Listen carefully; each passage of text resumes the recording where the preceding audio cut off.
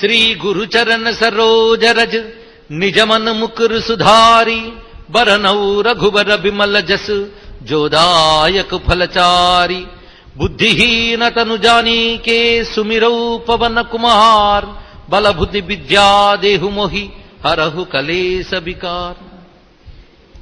జయ హనుమాన్ జ్ఞాన గుణ సాగర్ జయ కపీసతి హులోక ఉజాగర్ రామదూత అతులిత బలధామ అంజని పుత్ర పవన సుతనామ మహావీర విక్రమ బజరంగి కుమతి నివార సుమతి కేసంగి కంచన వరన విరాజ సుభేస కానన కుండల కుంచిత కేస హాథ భద్ర ఔధ్వజా విరాజై కాంథే ముంజనేవూ సాజై శంకర సువన కేసరీ నందన తేజ ప్రతాప మహాజగబందన విద్యావాన గునీయతి చాతుర్ రామ కాజ కరిబేకో ఆతుర్ ప్రభు చరిత్ర సునిబేకో రసియా రామ లఖన్ సీతా మన బసియా సూక్ష్మ రూప ధరి సియహి దిఖావా వికట రూప ధరి లంక జరావా భీమ రూప ధరి అసుర సంహారే రామచంద్ర కే కాజ సవారే लाय सजीवन लखन जियाये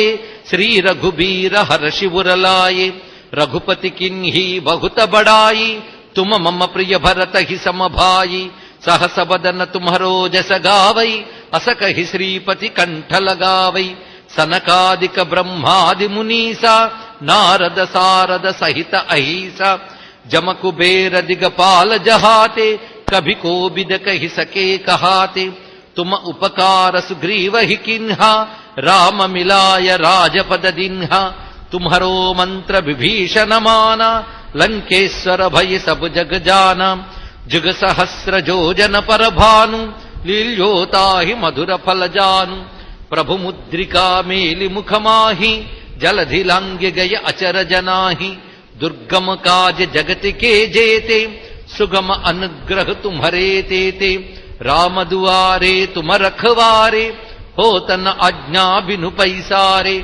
सब सुख लहई तुम्हारी सरना तुम रक्षक काहू को डरना आपन तेज संहारो आपै तीनों लोक हांकते कांपै भूत पिशाच निकट नहीं आवै महावीर जब नाम सुनावै नासै रोग हरै सब पीरा जपत निरंतर हनुमत बीरा संकट ते हनुमान छुड़ावै मन क्रम बचन ध्यान ज्वलावै सब पर राम तपस्वी राजा तिनके काज सकल तुम साजा और मनोरथ जो कोई लावै सोई अमित जीवन फल पावै चारो जुग पर ताप तुम्हारा है पर सिद्ध जगत उजियारा साधु संत के तुम रखवारे असुर निकंदन राम दुलारे अष्ट सिद्धि नव निधि के दाता असबर दीन जानकी माता राम रसायन तुम्हारे पासा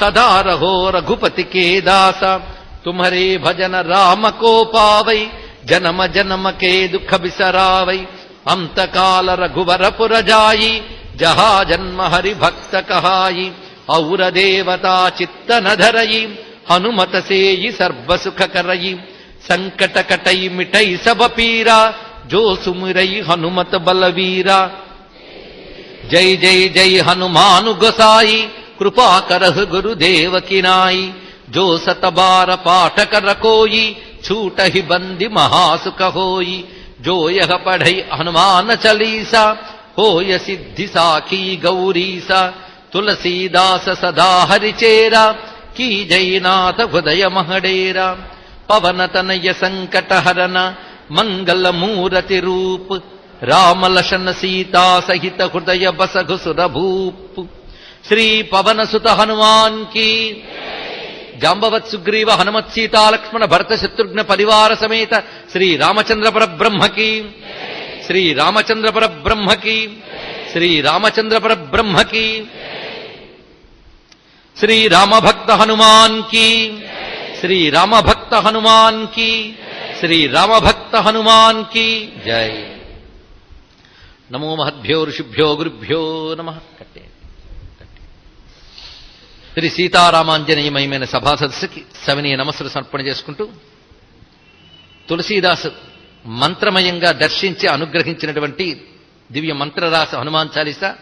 అందులో దోహాలు రెండు చౌపాయిలు అంతవరకు మనం వివరించుకున్నాం. ఈ రెండింటి ఆధారంగా మనం కొన్ని సుందరకాండ అంశములు, కొన్ని రామాయణంలోని అంశములు, కొన్ని మంత్రశాస్త్రాల్లో ఉపాసనకు సంబంధించిన అంశములన్నీ స్మరించుకున్నాం. అలా ఆంజనేయ వైభవం చెప్పుకున్నాం. ఇప్పుడు మూడో చౌపాయిలోకి వెళ్లే ముందు నిన్నటి చౌపాయిలో చివరి నామం నామా.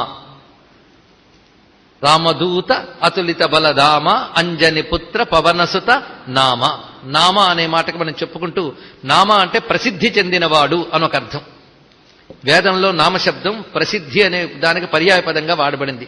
అందుకు ప్రసిద్ధి చెందినవాడు హనుమంతుని కీర్తి జగత్ ప్రసిద్ధి చెందింది గనక ఆయన నామ. రెండవది నామస్వరూపుడు ఆంజనేయ స్వామి వారు. దీనికి మనకి ప్రమాణంగా నిన్ను చూపిస్తూ, తబతే పాయేవు పవనసత సుందర నామానాం. నువ్వు నామనా అనే పేరుతో చెప్పబడుతున్నావు. ఎందుకంటే రోము రోముమే రామ్, నీ రోమ రోమంలో కూడా రామనామే ఉన్నది. అందుకే ఆంజనేయ స్వామి మౌనంగా కూర్చున్నా ఆయన చుట్టూ రామనామం ధ్వనిస్తూ ఉంటుందిట. ఎందుకంటే ఆయన శ్వాసలోనే అది ఉన్నది. ఇది ఒక ప్రక్రియ. సాధారణంగా మంత్రజపం చేసేటటువంటి వారు లెక్క పెట్టుకుంటూ అయిందో లేదో అని మధ్యలో మాల చూసుకుంటూ ఉంటారు పాపం. ఇటువంటి వాళ్ళకి అర్థం కాదు అసలు ఈ తత్వం నిజానికి. ఉచ్ఛ్వాస నిశ్వాసలే మంత్రమైపోయేటట్టు జపం చేసిన వాళ్ళు ఉంటారు. గచ్చన్ తిష్టన్ స్వపన్ జాగ్రన్ ఉన్మిషన్ నిమిషన్ నపి అని శాస్త్రం చెప్తున్నది. వాళ్ళ మంత్రం గురించి ఊపిరి ఎలాగో మంత్రం అలా ఉంటుంది వాళ్ళకి. ఊపిరి మనం మడికట్టుకు తీస్తామా? సర్వకాల సర్వావస్థల్లోనూ ఊపిరి ఎలా ఉంటుందో, సాధన దశలో ఒక స్థితికి వెళ్ళినటువంటి వారు ఆ మంత్ర విస్మృతి జరగదు వాళ్ళకి. వాళ్ళు నిరంతరం ఉంటుంది. అందుకే మనం గతంలో ఇక్కడ చెప్పుకున్నాం, వాళ్ళ శరీరాలు మాంసమయ శరీరాలు కావు, మంత్రమయ శరీరాలు. అలాంటి సిద్ధపురుషులు ఉంటారు. వాళ్ళ అణువణువు మంత్రమే ఉంటుంది, మరొకటి ఉండదు. అలాంటి శరీరాలు కలిగిన వాళ్ళనే మహాపురుషులు సిద్ధపురుషులు అని అంటారు. మంత్రసిద్ధులు ఆ విధంగా ఉంటారు. అలాగా రామమంత్ర సిద్ధుల్లో మొదటివాడు ఆంజనేయ స్వామి వారి. తర్వాత ఎవరి గురించి అని చెప్పుకోవచ్చు. రామనామ మహిమ తెలిసిన వాళ్ళు ఎవరయ్యా పరిపూర్ణంగా? మనం అనుకుంటాం రామనామం మీద ఉపన్యాసం చెప్పుకుంటే కనీసం వారం రోజులు కనీస పక్షాన్న చెప్పుకోవచ్చు. అయినప్పటికీ రామనామం గురించి మనం సంపూర్ణంగా చెప్పలేం. విశ్వనాథ వారు అంటారు, పావు నెరుంగు బ్రహ్మ సగపాలును మాత్రమెరుంగు పార్వతీదేవియు. రామనామ మహిమ ఎవరికి ఎంత తెలుసో చెప్తున్నాడు. పావు నెరుంగు బ్రహ్మ, రామనామం యొక్క మహిమ పావు భాగం మాత్రమే తెలుసుట బ్రహ్మదేవుడికి. ఇంకా మామూలు వాళ్ళ గురించి ప్రశ్నే లేదు. సగపాలును మాత్రమెరుంగు పార్వతీదేవియు, పార్వతీమాతకి సగం మాత్రమే తెలుసుట. మరి సంపూర్ణంగా తెలిసిన వాడు ఎవరయ్యా అంటే, తెల్లము నీవెరుంగుదువు రామ మహత్తు కృత్స్నము విశ్వేశ్వర అంటారు. ఒక్క శివుడికి మాత్రమే సంపూర్ణంగా రామనామ మహిమ తెలుసు, ఇంకెవరికి తెలియదు. అంత తెలిసినవాడు గనకనే ఆ శివుడే హనుమంతుడై వచ్చి ఆ నామ మహిమను పండించాడు మనకి. ఇది తెలుసుకోవాల్సింది. అలాగ రామనామము సంపూర్ణంగా తన వ్యవస్థగా మారిపోయింది. మంత్రం మన వ్యవస్థ అయిపోవాలండి. ఊపిరి ఎలా మనకు తెలియకుండా అప్రయత్నంగా జరుగుతూ ఉంటుందో, మంత్రము కూడా అంత అప్రయత్నంగా జరగాలి. అది మంత్రసిద్ధి అంటే.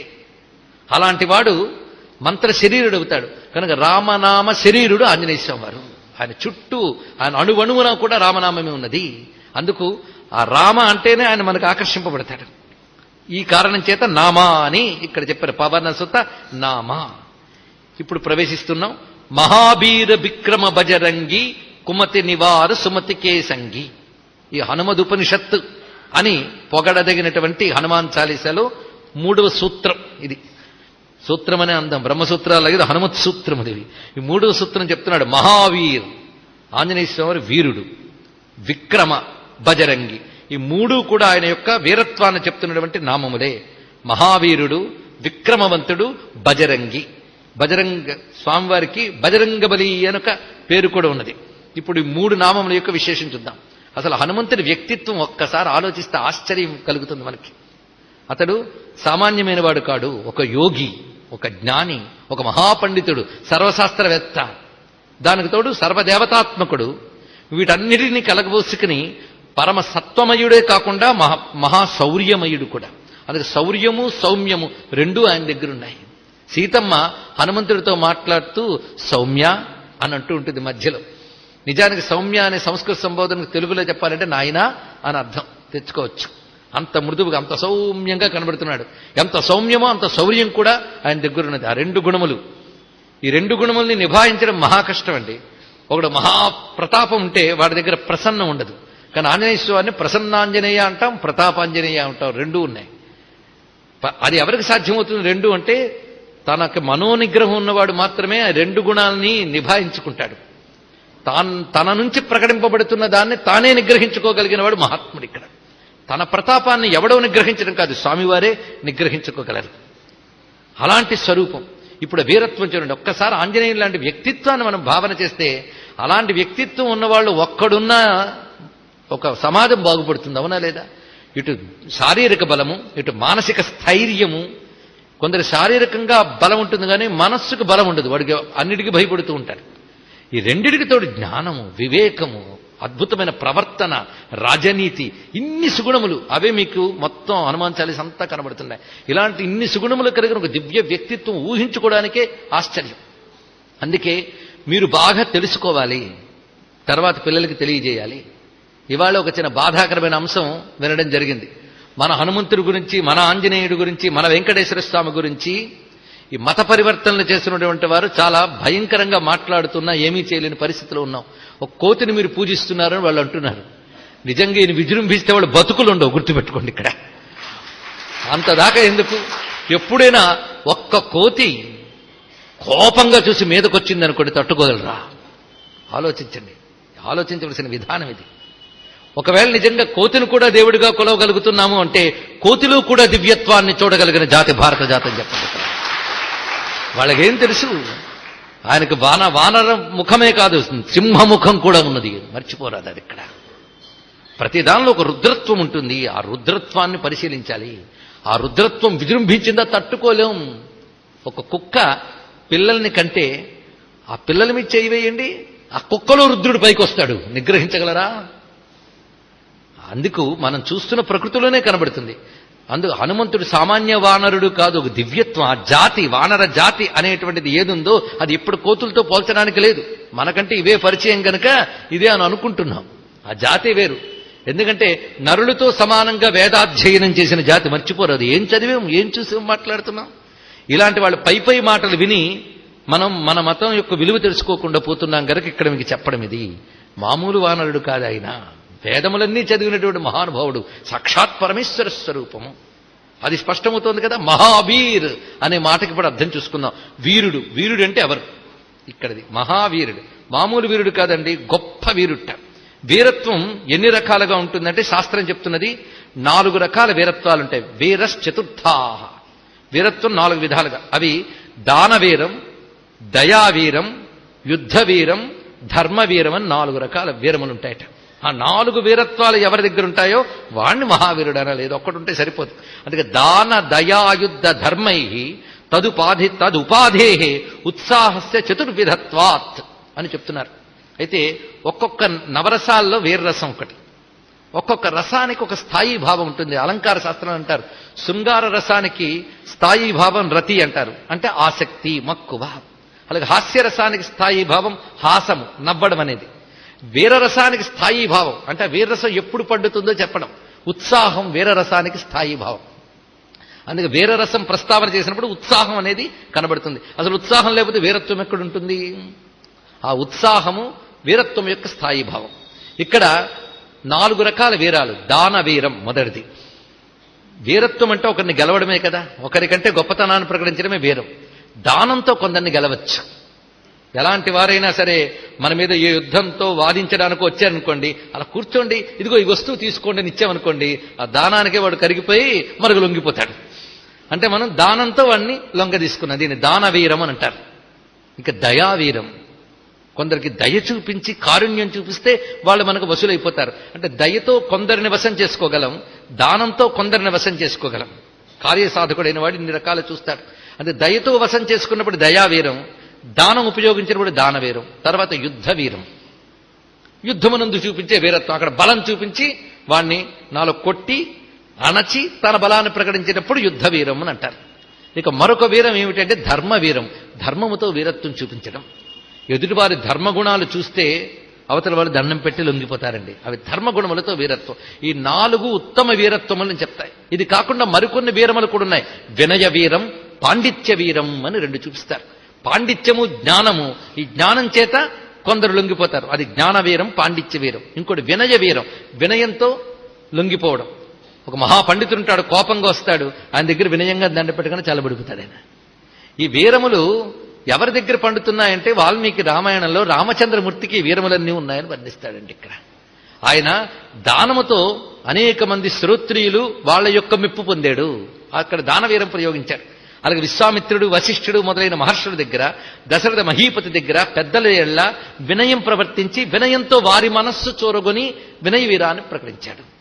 ఇక శబరి, మతంగ మహర్షి, శరభంగుడు ఇత్యాది మహాత్ముల పట్ల, గుహుడు, వీరందరి పట్ల ఆయన దయావీరాన్ని ప్రకటించి వారి మనస్సు చూరగొన్నాడు. ఇక రావణాది రాక్షసుల ఎడల యుద్ధ వీరాన్ని ప్రకటించాడు. ఈ వీరములత్వం ఎన్ని ఆయన చూపించాడో మళ్ళీ అన్ని చూపించాడు ఆంజనేయ స్వామి వారు. ఇప్పటికీ చూపిస్తాడు. తనని ప్రార్థించే భక్తులకి అభీష్ట దానం చేసి దానవీరం చూపిస్తాడు. ఆ వీరత్వం ఆపకుండా చేయగలడు ఆయన. ఎలాగైతే యుద్ధంలో వీరత్వం ఎంత విజృంభించి చూపిస్తాడో దానంలో కూడా అంత వీరత్వం చూపించగలడు. అభీష్ట సిద్ధుల్ని ప్రసాదించడంలో దానవీరం చూపిస్తాడు. మన యొక్క దుఃఖాన్ని చూసి కరిగిపోయి అనుగ్రహించడంలో దయావీరం చూపిస్తాడు ఆయన. ఇక శత్రుబాధలు తొలగించడంలో యుద్ధవీరం చూపిస్తాడు. ఇక ధర్మ ప్రవర్తన అటు రాముడు గారు, హనుమంతుడు గారు ఇసుమంత కూడా తప్పరు. కనుక ఇన్ని వీరములు కలిసిన వాడు కనుక మహావీర్ ఇది అనమాట.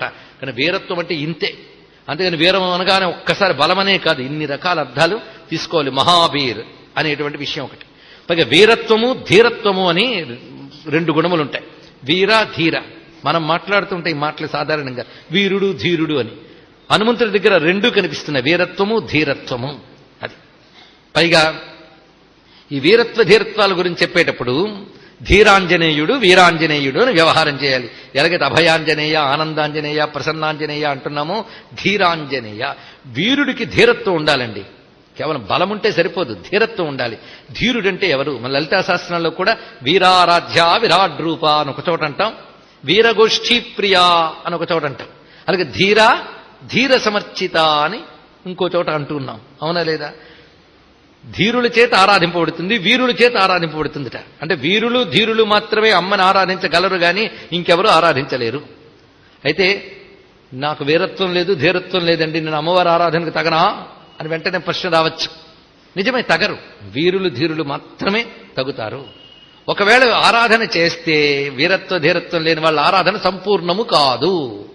ధీరుడు, వీరుడు మాత్రమే సంపూర్ణంగా ఆరాధన చేయగలరు. అయితే వీరులు అంటే ఇంద్రియాలను నిగ్రహించగలిగిన వాడు వీరుడు. ఇది తెలుసుకోవాల్సింది. వీరుడంటే అది అర్థం. ఈ మాట ప్రహ్లాదుడు హిరణ్యకశిపుడితో అన్నాడు, లోకములన్నీయున్ గడియలోన జయించిన వాడవు ఇంద్రియానీకము గెల్వవైతివి అన్నాడు. ఇక్కడ లోకాలన్నీ జయించినంత మాత్రం వీరుడివి కావయ్యా.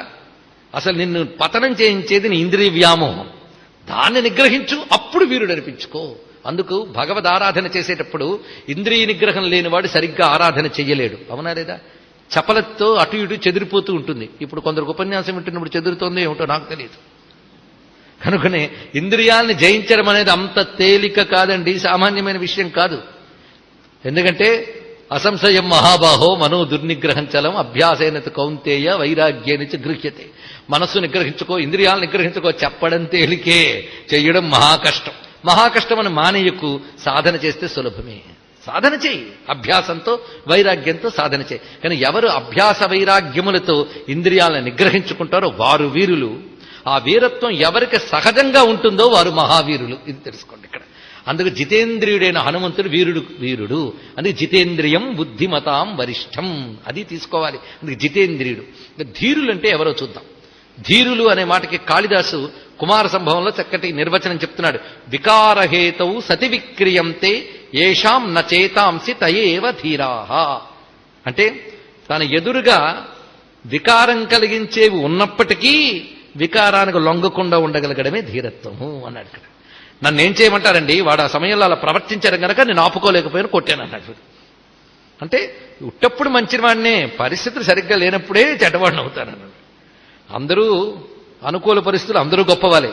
ప్రతికూల పరిస్థితుల్లో కూడా నిగ్రహంగా ఉండగలగాలి, మనస్సుకి వికారం రాకుండా ఉండగలగాలి. అలాంటి వాళ్ళని ధీరులు అంటారు. అలాంటి ధీరుడు ఆంజనేయ స్వామి వారు. ఆ వీరత్వ ధీరత్వాలు రామాయణంలో మీకు అడుగడుగునా కనబడతాయి. ఎక్కడ తొణకుడు బెడకడు హనుమ. మీరు పరిశీలించండి, సాధారణంగా వీరత్వం ఉన్న వాళ్ళు ఆవేశంతో ఊగిపోతారు. హనుమ అంత వీరుడై ఎంత బ్యాలెన్స్గా ఉంటాడు. బ్యాలెన్స్ ఎందువల్ల వచ్చింది? ధీరత్వ గుణాల వల్ల. ఇంద్రియాలను నిగ్రహించుకోగలిగే స్వభావము, వికార పరిస్థితులు ఉన్నా చలించకుండా ఉండడం, అది సుందరకాండలో ఒక పరిస్థితిలో చూపిస్తాడు ఆయన ధీరత్వం. ప్రతి గుణానికి ఒక కథ తీసుకోవాలి, దాన్ని బట్టి మనకు ఆ సుందరకాండ విన్న పుణ్యం కూడా సంపాదించేయాలి. అది అన్ని కాండలు చెప్పుకుంటూ వస్తున్నాం కదా. ధీరత్వానికి ఉదాహరణ మరొక చోటు చూద్దాం. కనుక మహావీర ధీర, ఈ ధీరత్వం గురించి ఎప్పుడు ఎక్కడ బయట పెట్టాలని తెలుసు. పైగా వీరుడు అనే మాటకు ఒక నిర్వచనం చెప్తోందండి శాస్త్రం. ఏన స్వయం అక్షతస్సన్ పరాన్ జయతి తద్వీర్యం. వీర్యం అనే మాటకి ఇదిట అర్థం. అవతలవాడితో యుద్ధం చేసినప్పుడు తాను దెబ్బ తినకుండా ఎదుటివాడికి దెబ్బ తీయగలిగినప్పుడు వీరుడవుతాడు. ఇక్కడ అది ఆంజనేయ స్వామి వారి దగ్గర కనబడుతుంది. ఆయన ఎక్కడ దెబ్బ తినడు, అవతల వారిని సులభంగా దెబ్బతీస్తాడు. పైగా మరొకటి, వీర శబ్దానికి మరొక అర్థం ఉన్నది. ఈరా అంటే గతి అని అర్థం. వివిధాహ ఈరాహ అన్నాడు. వివిధములైన గతులు కలవాడు వీరుడు అన్నాడు. వివిధములైన గతులు అంటే రకరకాలుగా ప్రవర్తిస్తాడు. ఆంజనేయ స్వామి చూడండి ఎన్ని రకాలుగా ప్రవర్తిస్తాడో. ఆ లంకలో ప్రవేశించినప్పుడు ముందు చిన్న రూపం ధరించి వెళ్ళాడు. ఆ వెళ్ళేటప్పుడు కూడా మళ్ళీ ఎవరికి కనబడకుండా, ఎంత చిన్న రూపం ధరించినా రాక్షసులకు సులభంగా దొరికిపోవచ్చు, కానీ ఎవరికి కనబడలేదండి ఆయన. చిత్రం. ఒక్కసారి లంకలోకి ప్రవేశించిన ఆంజనేయ స్వామి వారు ఎలా తిరిగారో పరిశీలించండి. అనేక మంది పడుకుని ఉంటే వెళ్ళి చూస్తున్నాడు. పోనీ ఏ ఒక్కరికి కాళ్ళు తగిలినా బరువు పడ్డా వాళ్ళకి తెలియాలిగా, కానీ చాలా జాగ్రత్త పడుతున్నట్టు ఆయన. అనిమ మహిమ గరిమ లఘిమ చూపిస్తున్నాడు ఈయన. అవసరమైన చోట తేలికలా అయిపోయాడు. ఆ తేలిగ్గా అయిపోతే అసలు స్పర్శే తెలియదు అవతల వాడికి. ఇంకో చోట ఎంత కనబడుతున్నా బరువు లేకుండాను సూక్ష్మ రూపం ధరించడము, ఇన్ని రకాలు ఒకే సమయంలో ఎన్నెన్ని రూపాలతో సంచరించాడు. ఎవరు వస్తున్నట్టున్నారే అని అవతల వాడు చూసినప్పటికల్లా మరి కనబడ్డు, ఎక్కడికి వెళ్తాడైనా అలా సంచరిస్తున్నాడు. పైగా రామాయణం జాగ్రత్తగా చదువుతూ ఉంటే ఆశ్చర్యపోతామండి. రావణాసురుడి వ్యవస్థ అంత గట్టిగా పెట్టాడంటే ఏ ఒక్కడు లంకలో ఎలా ప్రవేశించదలుచుకున్నా పట్టేయగలిగే గూఢచార వ్యవస్థ ఉంది రావణాసురుడి దగ్గర. సామాన్యుడేం కాడు వాడు, అంత ఒళ్ళు మడిచి నిద్రపోయే రాక్షసుడేం కాడు, పకడ్బందీగా ఉన్నాడు రావణాసురుడు.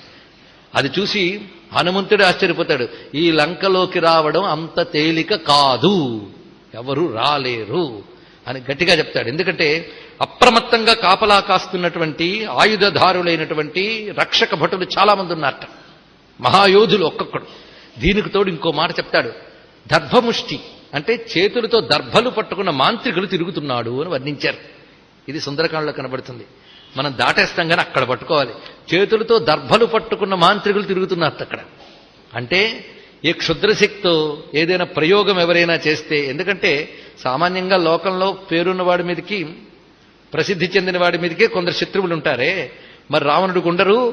కనుక ఎవడైనా ఎదుర్కొనలేక ఏ మంత్రప్రయోగమో ఇంకేదైనా ప్రయోగమో చేస్తే ఆ ప్రయోగించిన శక్తులు కానీ లోపలికి రాకుండా పట్టుకోవడానికి చేతులు దర్భలు పట్టుకు తిరుగుతున్నట్ట కొందరు. ఆ దర్భల్లో మంత్రశక్తి నిక్షిప్తం చేసి తిరుగుతారు.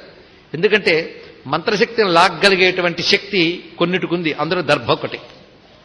దర్భ చాలా త్వరగా మంత్రశక్తిని పట్టుకోలేదు, ఆయుధం. దర్భ సామాన్యం కాదు.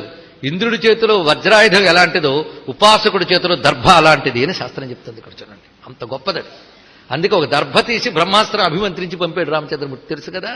అందుకు దర్భలు సామాన్యం కాదు, దర్భలు పట్టుకు తిరుగుతున్నట్టు కొందరు. అంటే అటువంటి డిఫెన్స్ సిస్టమ్ కూడా పెట్టుకున్నాడు, సెక్యూరిటీ అది కూడా పెట్టుకున్నాడు. ఇలాంటి సెక్యూరిటీ ఎవరి దగ్గర ఉండదు, రావణాసుడి దగ్గర ఉంది. ఎవడైనా ఒక దుష్టశక్తి కానీ మాయతో ప్రవేశించినా ఈ దర్భలతో పట్టి వాణ్ణి నాశనం చేయగలిగింది. అవి కూడా హనుమంతుడు చూసుకుంటూ వస్తున్నట్ట. అంటే హనుమంతుడు నా దర్భలు ఏమి చేయలేకపోయాయి అని దీని యొక్క అర్థం కదా. అంటే ఏ మంత్రశక్తులు హనుమంతుడి దగ్గర పని చెయ్యవు, అదొకటి తెలుసుకోవాల్సిన విషయం.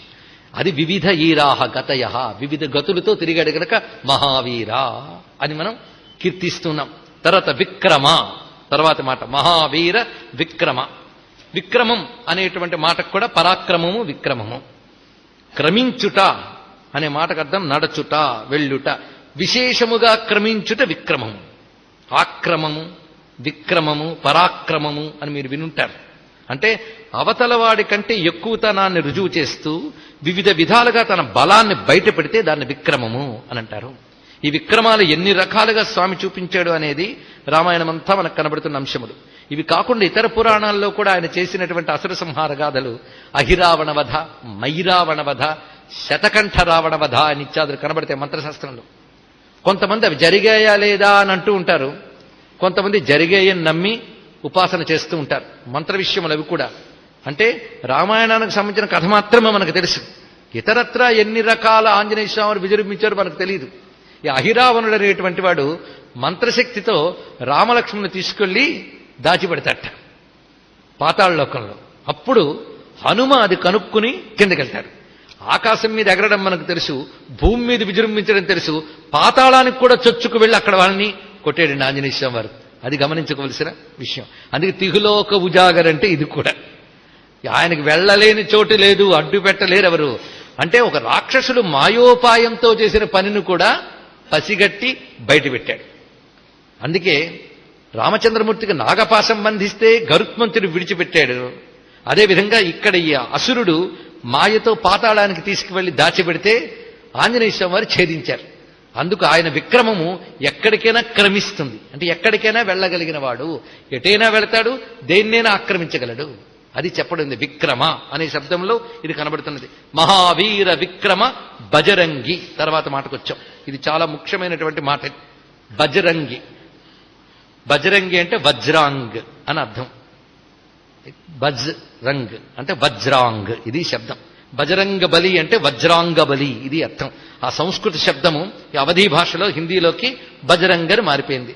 మహావీర బజరంగ్, విక్రమ బజరంగి, వజ్రాంగి అని అర్థం అన్నమాట. ఇది వజ్రమయమైన శరీరం స్వామివారిది. వజ్రము అంటే వజ్రాయుధం మనకు తెలుసు కదా. వజ్రం అంటే ఏ ఒక్కరూ ఛేదించలేనిది వజ్రము అని. వజ్రబలం అంటే ఎవరు కొట్టలేరు, దెబ్బ తీయలేరు, దాన్ని ఛేదించలేరు. అలాంటి దాన్ని వజ్రకాయము అని అంటారు. ఆంజనేయ స్వామి వారిది వజ్రకాయం. ఇది వజ్రకాయుడుగా ఆంజనేయ స్వామిని ఉపాసించిన ఒక పద్ధతి అంది.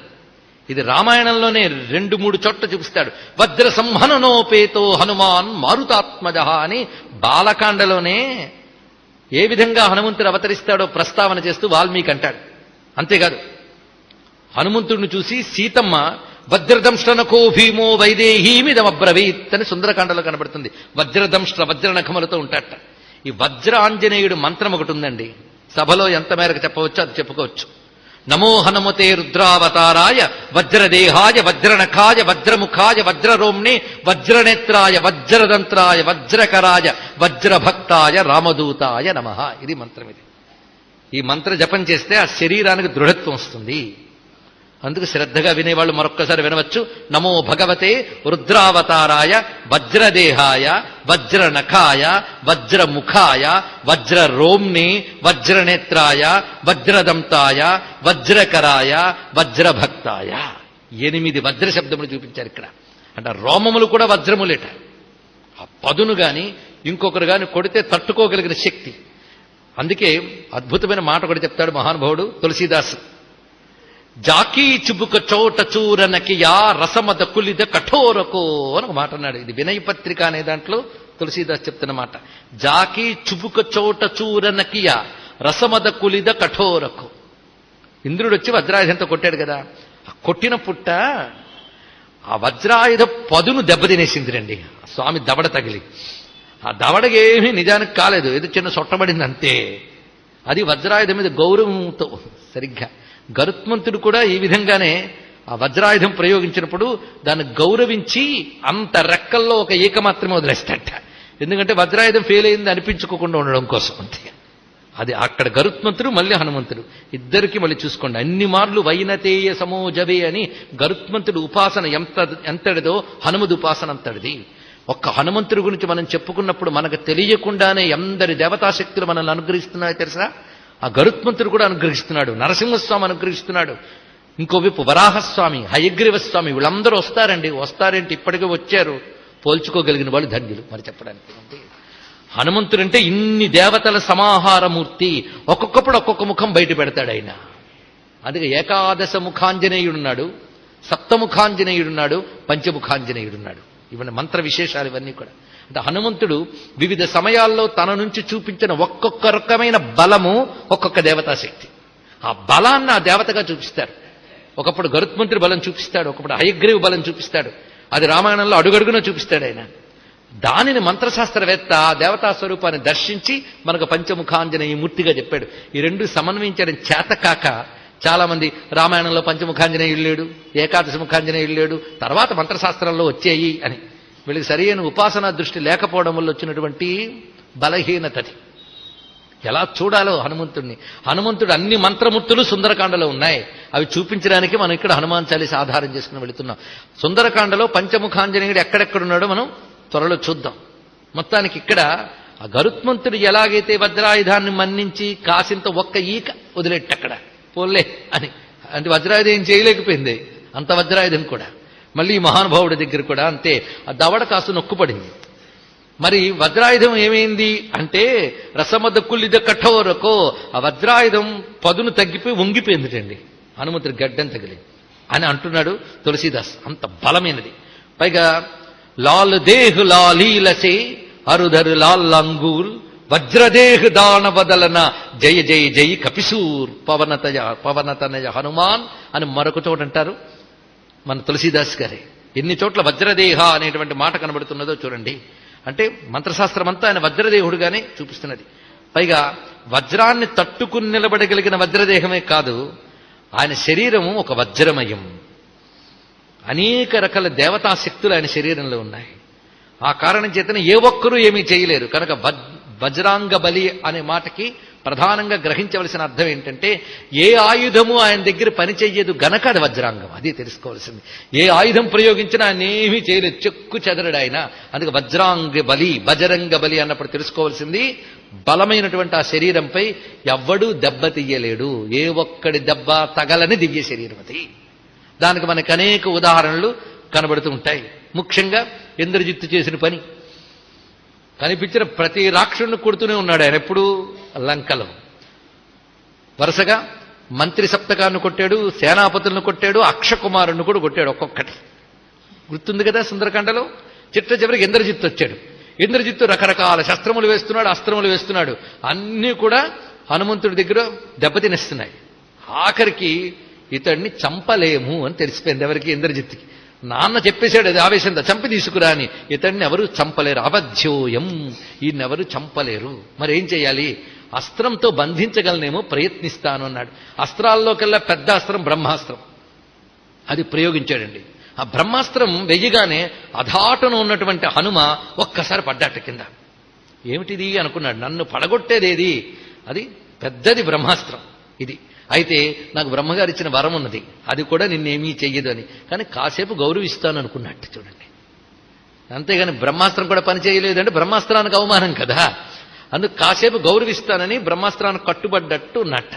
పైగా వచ్చిన వాళ్ళందరినీ కొట్టిపారేస్తుంటే రావణాసురుని చూసేది ఎప్పుడు కాబట్టి దీన్ని కట్టుబడ్డట్టుంటాను అనుకున్నట్ట. అంటే అక్కడ పని చేయలేదు బ్రహ్మాస్త్రం కూడా. అది వజ్రదేహం అంటే. అప్పుడు ఏం జరిగింది?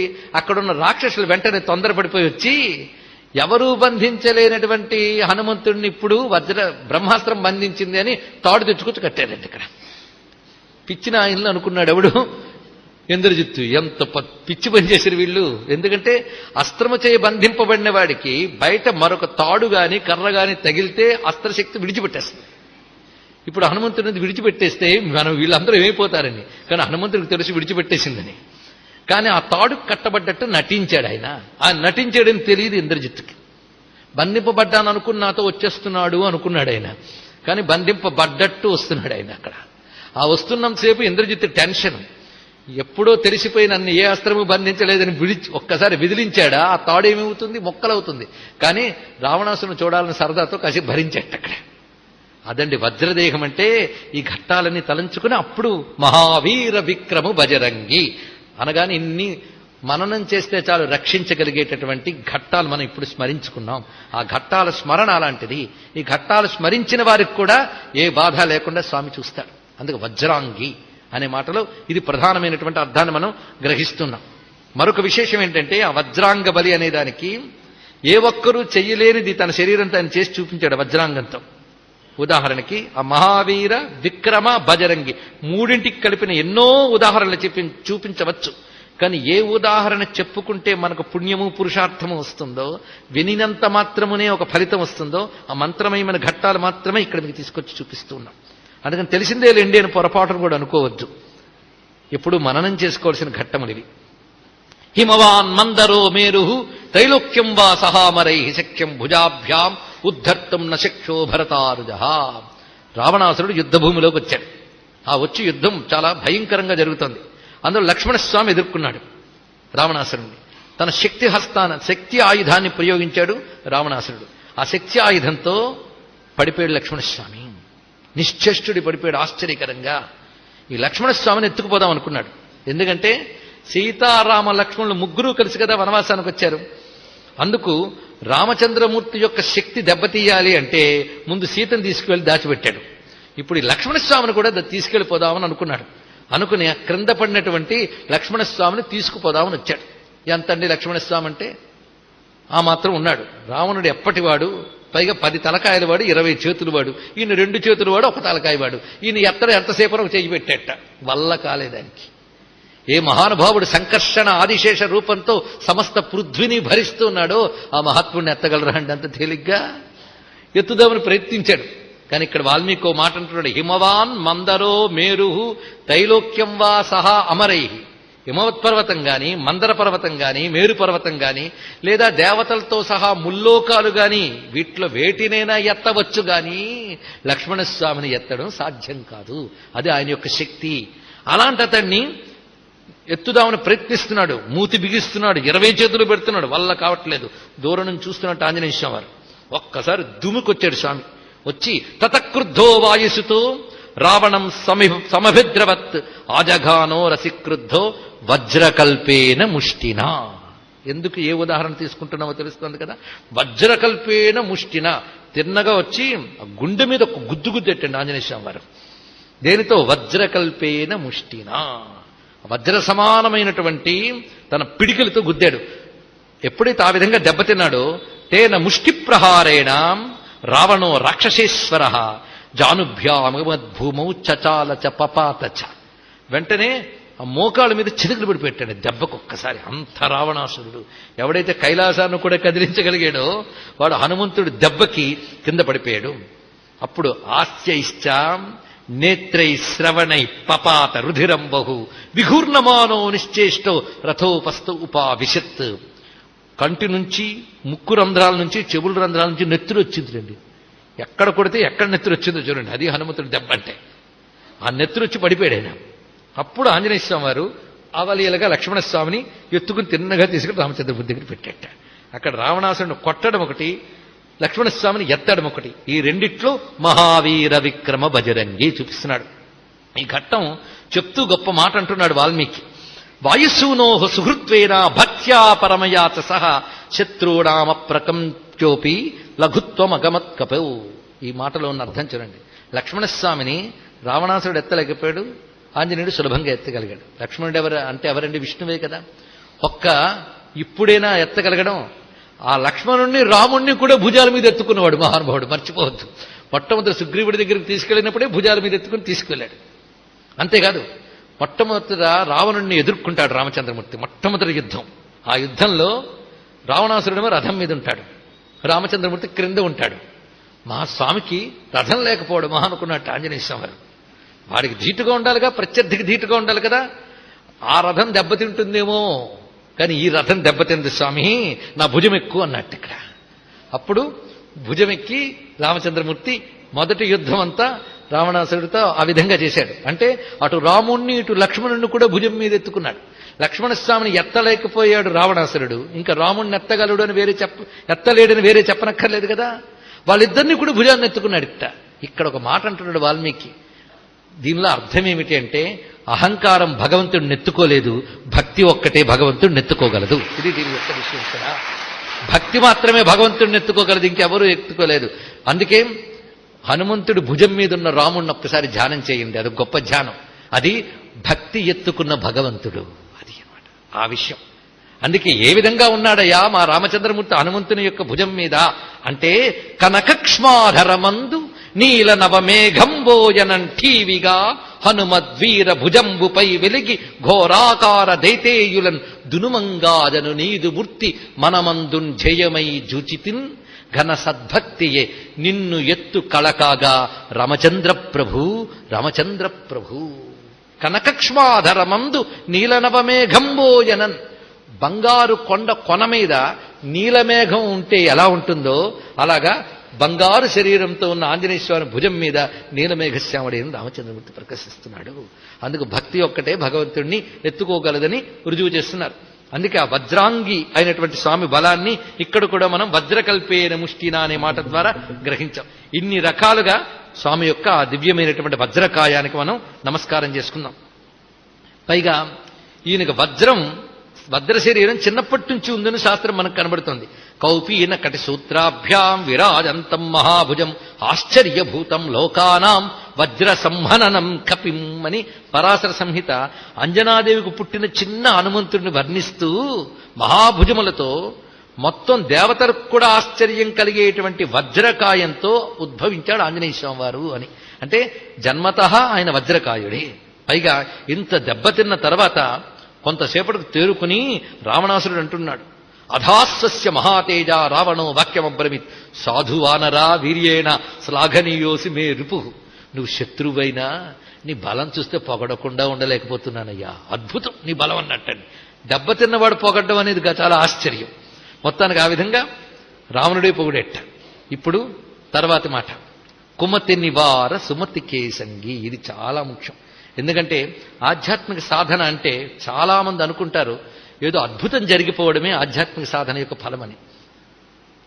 ఇవాళ మనం జపం చేస్తాం, రేపు ఆకాశం ఏదో కురిసిపోవాలి, అంతే కదా. ఇక్కడ ఆధ్యాత్మిక సాధనలు అంటే వండర్స్ అనుకోవద్దు. ఆధ్యాత్మిక సాధన యొక్క అసలైన ప్రోగ్రెస్ ఏమిటో తెలుసా? చిత్తం ఎంత మేరకు శుద్ధమయ్యిందనేది ఆధ్యాత్మిక సాధన యొక్క ఫలితం.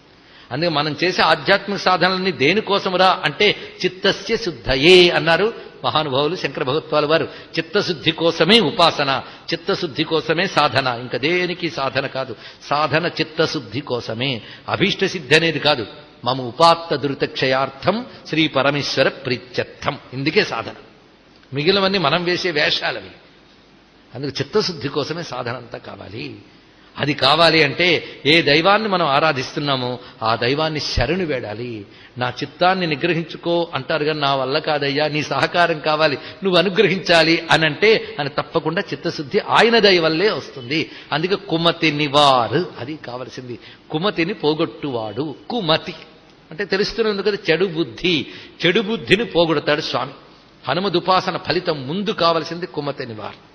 రెండవది సత్పురుషుల సాంగత్యం. ఇది చాలా అవసరం. మనలో సల్లక్షణం పెరగాలంటే సత్పురుషులతో సాంగత్యం ఉండాలి. ఇదిగో 10 రోజులు 11 రోజులు హనుమత్ కథ విన్నాం. తర్వాత ఎవరి ప్రపంచం వాళ్ళది. హనుమత్ కథ విన్నప్పుడు ఇవాళ విని వెళ్ళి రేపు మళ్ళీ వింటామన్న మధ్యకాలంలో అప్పుడప్పుడు ఆంజనేయుడు గుర్తొచ్చి మన సహాయిగా ఉంటుంది.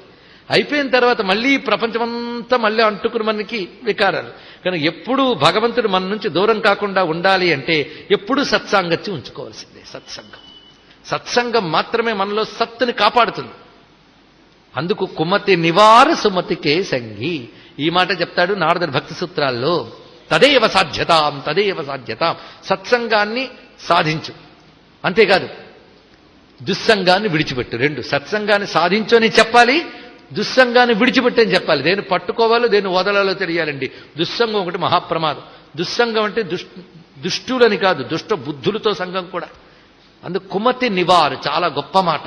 మీరు ఆంజనేయ స్వామిని ఉపాసన చేస్తే చెడు బుద్ధి పుట్టనివ్వడు, పుట్టినా తుంచేస్తాడు. ఎందుకంటే చెడు ఆలోచన రాకూడదు నిజమే, కానీ ఆలోచన ఆచరణ రూపంలో రాకుండా జాగ్రత్త పడాలి.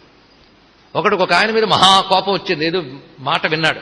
విన్న వెంటనే మనం కొట్టేస్తానని కత్తి పట్టుకెళ్ళాడు. తిన్నగా ఎక్కడుంటాడో తెలుసుకున్నాడు. వెళ్ళేటప్పటికి వాడు అదృష్టం ఏంటో కానీ వాడు లేడు అక్కడ. దానితో వెంటనే ఇంటికి వచ్చేసాడు. తర్వాత తెలిసింది వాడి తప్పు కాదని. అయ్యో నేను తొందరపడి కొట్టేస్తుంటే ఏమయ్యేది, కొట్టేసడానికి వెళ్ళాను కానీ వాడు లేడు. అంటే చెడు ఆలోచన వచ్చినా అది చెడు రూపంగా పని కాకుండా ఎవడాపాడు?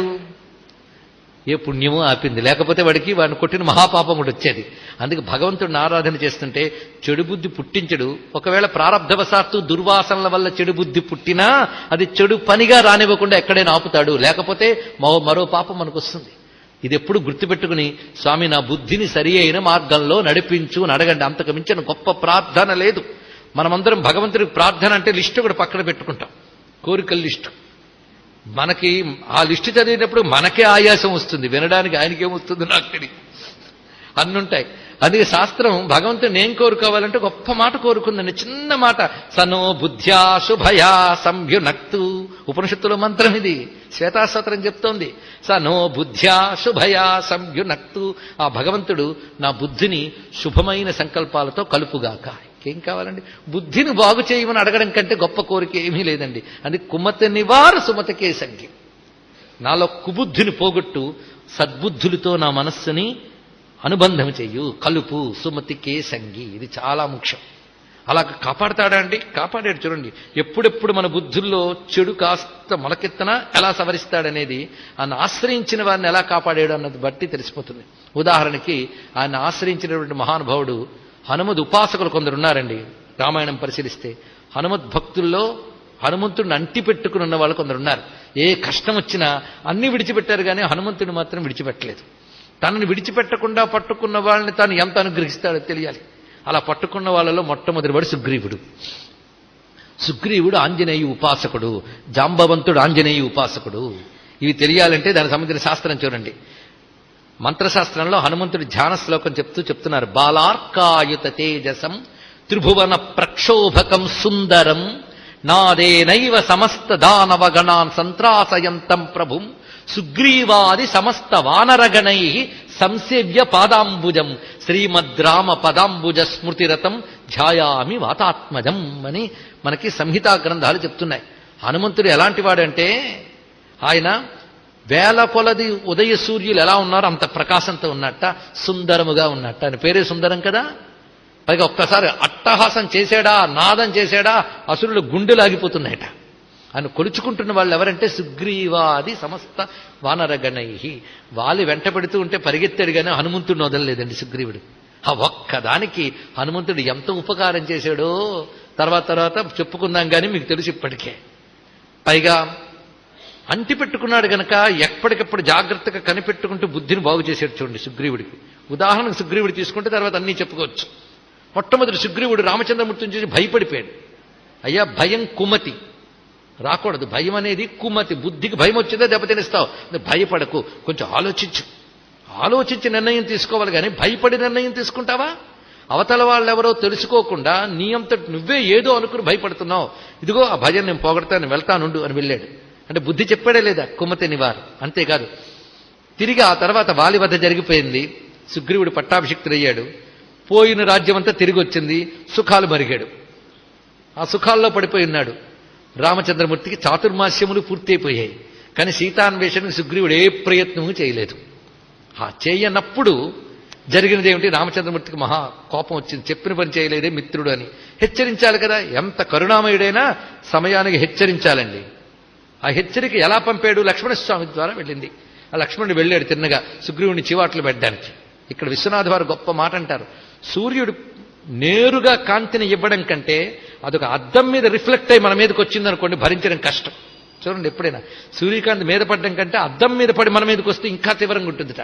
కనుక రామసూర్యుడి కాంతి లక్ష్మణుడైన అద్దంలోంచి మరింత తీవ్రంగా కనబడింది అక్కడికి. అలా లక్ష్మణస్వామి అక్కడికి వెళ్ళేట. ఆ వెళ్ళినప్పుడు నిజానికి ఆ కోపానికి ఏమైపోవాలండి సుగ్రీవుడు? గడగడ వణికాడు. కానీ అప్పుడు వచ్చాడు ఆంజనేయ వారు.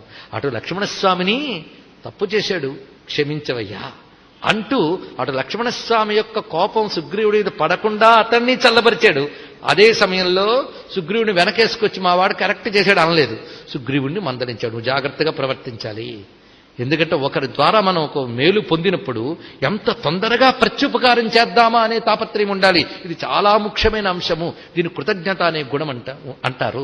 ఆ కృతజ్ఞతలో రామచంద్రుడి మేటి. అది నువ్వు తెలుసుకో. అందుకు ఆ ప్రత్యుపకారం అనేది చెయ్యాలయ్యా.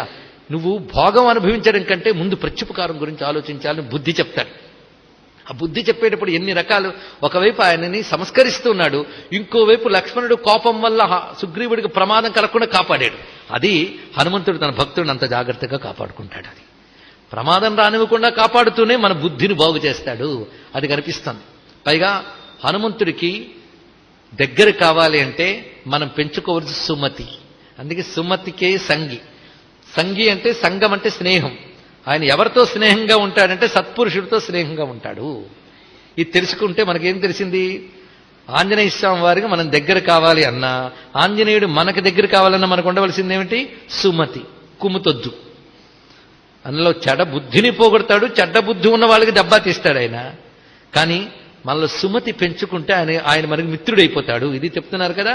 కనుక భగవంతుడు ఎవరికి దగ్గరయ్యా అంటే సద్బుద్ధి ఉన్నవాడికి దగ్గర. అది తెలుసుకోవాల్సింది. నదేవో దండమాదాయ రక్షంతి పశుపాలవత్తనకు శాస్త్రం చెప్తున్నది. దీని అర్థం ఏంటంటే భగవంతుడు ఎవరినైనా రక్షించదలుచుకుంటే ఆ పక్కన బాడీ గార్డులుగా ఆయుధం పట్టుకు తిరగడండి. ఆయన ఎవరిని రక్షించదలుచుకున్నాడో వాడు బుద్ధిని బాగు చేస్తాడట, అంతే, మరి ఇంకేం లేదు. బుద్ధి బాగుంటే అన్నీ బాగుంటాయి ఇక్కడ. అందుకే సుమతికే సంగీ, సత్పురుషులకి ఆయన స్నేహితుడు. దీనికి ఉదాహరణ చూడండి. హనుమంతుడు నిజానికి వానర మంత్రి. వానర మంత్రి అంటే వానర రాజు ఎవరు? ఇది ఆలోచించాల్సింది. అది పట్టుకోవాలండి జాగ్రత్తగా. రామాయణంలో అన్ని చెప్తాడు వాల్మీకి, మనకు బుద్ధి ఎందుకుంది ఆలోచించడానికి. వానర రాజు ఎవరు? వాలి. సుగ్రీవుడు యువరాజు, వీళ్ళిద్దరు. అప్పుడు మంత్రి ఎవరికైనా వాలికే కదా. ప్రధానంగా వానరులందరి క్షేమం కోసం ఆయన వాలిని సరైన మార్గంలో పెడుతూ చూడవలసిన బాధ్యత అయింది. కానీ ఆ వాలి సుగ్రీవులు ఉభయులు కూడా దుందుభి అనబడేటువంటి ఒక దున్నపోతు రాక్షసుడితో యుద్ధంకి వెళ్తారు. కథ తెలుసు కదా, ఏ విధంగా వాలి సుగ్రీవులకి కలహం వచ్చిందో తెలుసు కదా. అయ్యయ్యో, తెలియకుండా ఉంటుంది, మీకు తెలుసు. దుందుభి అని ఒక దున్నపోతు రాక్షసుడు వాడు వాలితో యుద్ధానికి వచ్చాడు. ఎందుకంటే వాలిని మించిన బలవంతుడు లేడని ఎవరో చెప్పారట. అందుకు వాలితో వచ్చాడు. ఆ వచ్చినప్పుడు వాలి ఆయన చాలాసేపు యుద్ధం చేశాడు. ఆఖరి వాలి దాటుకు తట్టుకోలేక పరిగెత్తాట దుందుబి.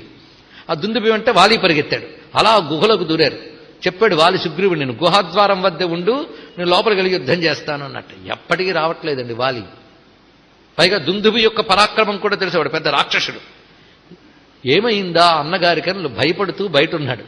కొంతసేపటికి లోపల నుంచి రక్తం బయటకు వచ్చింది గుహలోంచి. వాలి ఎప్పటికీ బయటికి రాలేదు. ఇతనికి భయం వేసింది, వాలికి ఏదైనా అయ్యిందా, ఆ దున్నపోతుగాని బయటకు వచ్చిందా, నాకు నా రాజ్యానికి ప్రమాదమే. అందుకు ఇప్పుడు నేనేం చెయ్యాలి? ఒకవేళ దున్నపోతు బయటికి రాకుండా ఉండాలి అని చెప్పి ఆ గుహాద్వారం రాతితో మూసి వచ్చేసేట. అందుకని వాలి రాకుండా ఉండడం కోసం ముయ్యలేదు. ఆయన దుందుబి ఎక్కడొస్తాడని భయపడి మూసి వచ్చాడు. అటు వాలి దుందుబిని సంహరించాడు. ఆయన లోపల వస్తూ ఆ రాతిని అడ్డు తొలగించుకుని వచ్చాడు. ఆయన వచ్చేటప్పటికల్లా సుగ్రీవుడు అప్పటికి అక్కడ ఉన్నాడు. ఎప్పటికీ వాళ్ళు రాలేదు, చాలా కాలం పట్టింది. అంటే యుద్ధం ఎంతకాలం జరిగిందో ఏమిటో. సుగ్రీవుడు ఇక్కడ కేవలం వాలికి ద్రోహచింతన లేదు. సుగ్రీవుడు మనస్సులో ఏమాత్రము లేదు. కేవలం రాజ్యాన్ని క్షేమంగా కాపాడడం కోసమని, దుందుబి ధాటికి రాజ్యం దెబ్బతినకుండా ఉండడం కోసం తాపత్రయపడి ఆయన వెనక్కి వచ్చాడు. పైగా వాలి కోసం వాలి రాలేదు, ఏం జరుగుతుందని విచారణ చేస్తే చాలా కాలం గడిచింది గనక హనుమంతుడు చెప్తాడు, నువ్వు కొంతకాలమైనా సరే రాజ్యపాలన చెయ్యాలి అని. అప్పుడు సుగ్రీవుడికి పట్టం కట్టి హనుమంతుడే సరైన సమయంలో అరాచకం కాకూడదు వానర రాజ్యం అని చెప్పి సుగ్రీవుని పెట్టాడు. ఆ తర్వాత వాలి నిజానికి దుందుబిని చంపి ఆయన బయటకు వచ్చాడు. రాగానే సింహాసనం మీద కూర్చున్నాడు. ఎప్పుడైతే వాలిని చూశాడో వెంటనే దిగిపోయాడండి సుగ్రీవుడు. అన్నా, చాలా ఆనందం, నువ్వు బ్రతికొచ్చావు, నేను పొరపాటు పడ్డానంటే, పొరపాటు పడ్డావా, కావాలని నా గుహకు నువ్వు అడ్డు పెట్టావు అన్నాడు ఇక్కడ. అయ్యో, నేను నిజంగా పొరపాటు పడ్డాను, నన్ను క్షమించు అని. అప్పుడు భార్య కూడా చెప్తుంది, తార, నీ తమ్ముడు కళ్ళల్లో నిజాయితీ కనబడుతుంది, చూడు, అనవసరంగా కోపగించుకోకు. కానీ వాడికి అహంకారం, పరాక్రమవంతుడైన అహంకారం ఉంది కదా. అందుకు పరాక్రమానికి వివేకం లేకపోతే ఎంత ప్రమాదమో వాలిని చూసి తెలుసుకోండి. పరాక్రమానికి వివేకం ఉంటే ఎంత ప్రయోజనమో హనుమంతుడిని చూసి తెలుసుకోండి. ఇది రెండింటికి తేడా ఇక్కడ. అందుకే విక్రమానికి వివేకం తోడు కావాలి, హనుమంతుడి దగ్గర ఉన్నది. విక్రమం ఉండి వివేకం లేదు, అది వాలికి. అది ఇక్కడ. అప్పుడు హనుమంతుడు స్వయంగా చెప్తాడు, కుమతి నివారు, తప్పు అని వాలికి బుద్ధి చెప్పి, నేను చెప్తేనే సింహాసనం మీద కూర్చున్నాడే గాని అన్న లేనప్పుడు నేను సింహాసనం ఎక్కడన్నాడు సుగ్రీవుడు. నేను కూడా అన్నాదమ్ములు పదవులు కాదు, వానరాజ్య క్షేమం కోసం అరాచకం కాకూడదని నేను అతని పదవిలో కూర్చోబెట్టాను అని వివరిస్తాడు ఆంజనేయ స్వామి వారు. అయినా వినడతను, ఎందుకంటే అహంకారం. అది పెద్దల మాట చెవిని పెట్టారు, అహంకార పూరితులు. ఎందుకంటే రావణుడు మాత్రం విన్నాడు విభీషణుడి మాట, అలాగే హనుమంతుడి మాట వినలేదు వాలి. అప్పుడు సుగ్రీవుడు వాలి యొక్క ధాటికి, వాలి చంపేస్తానని వెంటబడ్డాడు. ఇంకా పారిపోతూ ఉంటే చూశాడు ఆంజనేయ స్వామి వారు, లాభం లేదు, నేను మంత్రిని గనక రాజు దగ్గర ఉండాలి. కానీ ఇక్కడ వాలి అధర్మపరుడు పదవిలో ఉన్నా వాడిని ఆశ్రయించకూడదు. ఇది హనుమంతుడు నేర్పిన గొప్ప పాఠం, గుర్తుపెట్టుకోండి. పదవిలో అధర్మపరుడు ఉంటే వాడికి భజన చేస్తూ కూర్చోకూడదు అక్కడ. అందుకే వాలి ఇక్కడ ఉన్న అధర్మపరుడు కనుక నేను ఇంకా వీడి దగ్గర మంత్రిగా ఉండను అని నిర్ణయించుకున్నాడు ఆంజనేయ స్వామి వారు. అది గొప్ప విషయం అది. మరి ఎవరు వెంట వెళ్ళాడండి? బలము పదవి ఉన్న వారితో ఉన్నాడా, బలము పదవి కోల్పోయి ప్రాణభయంతో పరుగులు పెట్టేటటువంటి సుగ్రీవుడితో ఉన్నాడా? ఎవరితో ఉన్నాడా ఆంజనేయ స్వామి వారు? బలం లేకపోయినా పదవి లేకపోయినా భయంతో పరిగెడుతున్నటువంటి సుగ్రీవుడి వెంటే ఉన్నాడు. ఎందుకంటే సుగ్రీవుడిలో సత్యం ఉంది, ధర్మం ఉన్నది. వీడు పదవిలో బలంలో ఉన్నప్పటికీ వీడి దగ్గర లేడు, ఎందుకంటే వీడు అధర్మపరుడు. ఇది తెలుసుకోవాల్సింది. మేధావి ఎప్పుడు ధర్మం పక్షానే ఉండాలి గాని అధర్మ పక్షాన ఉండరాదు. ఇది తెలుసుకోవాల్సింది. రాజనీతి ప్రధానమైనది. అందుకే ఆయన సుగ్రీవుడి వెంటే ఉన్నాడు. అయితే హనుమంతునికి ఋషి శాపం వల్ల పరాక్రమం తెలియదు గనక ఆ విధంగా కేవలం బుద్ధిశక్తితో మంత్రిగా ఉన్నాడు గనక సుగ్రీవుని వెంటే ఉన్నాడు. ఇది మనం తెలుసుకోవాల్సింది. కుమతి నివార్, కుమతైనటువంటి వాళ్ళని విడిచిపెట్టి సుమతికే సంగి, సుమతైనటువంటి సుగ్రీవుడితోనే ఉన్నాడు. ఇది తెలుసుకోవాల్సింది. కనుకనే హనుమంతుడిని దగ్గర పెట్టుకోగలిగాడు. మనకి ఏది ఉన్నా లేకపోయినా సద్బుద్ధి ఒక్కటుంటే చాలు, భగవంతుడు మనతో ఉంటాడు అని చెప్పడానికి సుగ్రీవుని వెంట ఉన్న హనుమంతుడే పెద్ద ఉదాహరణ. ఇది రామాయణం ద్వారా మనం గ్రహించవలసిన ప్రధానమైన అంశం. అందుకే సుమతికి సంగి. అందుకే ధనం పోయిందని బాధపడద్దు. అవి పూర్వజన్మ ప్రారంధాలు బట్టి వస్తూ ఉంటాయి, పోతూ ఉంటాయి. కరిమింగిన వెలగపండు కరణింగ్ అన్నాడు కదా సుమతీకరుడు. సిరిత వచ్చును పోయును పోగును, కరిమింగిన వెలగపండు. కనుక సంపద కాదు, పదవా ఎప్పుడేమవుతుందో తెలియదు. నేను మంచి పనులు చేశాను కనుక నెక్స్ట్ తప్పకుండా గ్యారంటీగా గెలుస్తానని ఎవడు అనడానికి లేదు. ఇప్పుడు అవి కూడా మన చేతులలో. అందుకే మనం చెయ్యగలిగిందల్లా మన బుద్ధిని సవరించుకునే ప్రయత్నం ఇదొక్కటి చేయాలి. చిత్తశుద్ధి కోసం ప్రయత్నం. అది నువ్వు నిష్కపటంగా చేస్తే నీకు నిజంగా సద్బుద్ధి లేకపోయినా సద్బుద్ధి ఉండాలని తపన పడితే సద్బుద్ధినిచ్చి మరి బాగు చేస్తాడు భగవానుడు ఇక్కడ. అందుకే కుమతి నివార సుమతికే సంగి అనే మాటని ఏనాడు విస్మరించవద్దు. పైగా మరొక అద్భుతమైన మాట ఏమిటంటే, సుమతి ఏమిటో పోల్చుకోగలగడం కూడా కష్టమండి. ఇతరులు పోల్చుకోలేరు, ఒక భగవంతుడి పోల్చుకోగలడు. తాను సద్బుద్ధి అనే విషయం ప్రపంచం నమ్మకపోవచ్చు, గారు భగవంతుడు నమ్ముతాడు. తెలుసుకోండి, ఇక్కడ ప్రపంచం నమ్మదు, భగవంతుడు నమ్ముతాడు. ఇప్పుడు సుగ్రీవుడు నా తప్పేమీ లేదు అన్నప్పుడు హనుమంతుడు స్పష్టంగా తెలుసు సుగ్రీవుడు తప్పు లేదని. వాళ్ళకి తెలియలేదు, సుగ్రీవుల్లో తప్పు లేదని వాళ్ళకి తెలియలేదు, హనుమంతుడికి తెలుసు. అందుకు అవతలవాడు గుర్తించకపోయినా భగవంతుడు గుర్తిస్తాడు. తెలుసుకోండి. సరిగ్గా ఘట్టానికి సుమతికే సంగి అనే దానికి మరొక అద్భుతమైన ఘట్టం. అంటే మనం మహానుభావుడు తులసీదాస్ మాటలు బట్టి రామాయణం అంతా చెప్పుకుంటున్నాం. మా సుబ్బారావు గారు భలే ఏదో మిషపెట్టి మొత్తం నా చేత రామాయణం చెప్పిస్తున్నారు ఆయన. సరే, ఇక్కడ చూడండి, గొప్ప విషయం జరుగుతున్నది ఇక్కడ. సుమతికే సంగికి మరొక అద్భుతమైన ఉదాహరణ. ఏ ఘట్టం వింటే చాలా మనకు ధైర్యం కలుగుతుంది, అలాంటి ఘట్టం ఉంది రామాయణంలో. అక్కడ సుమతికే సంగి, కుమతి నివార్. సుమతికే సంగికి వద్దాం. ఎవరు?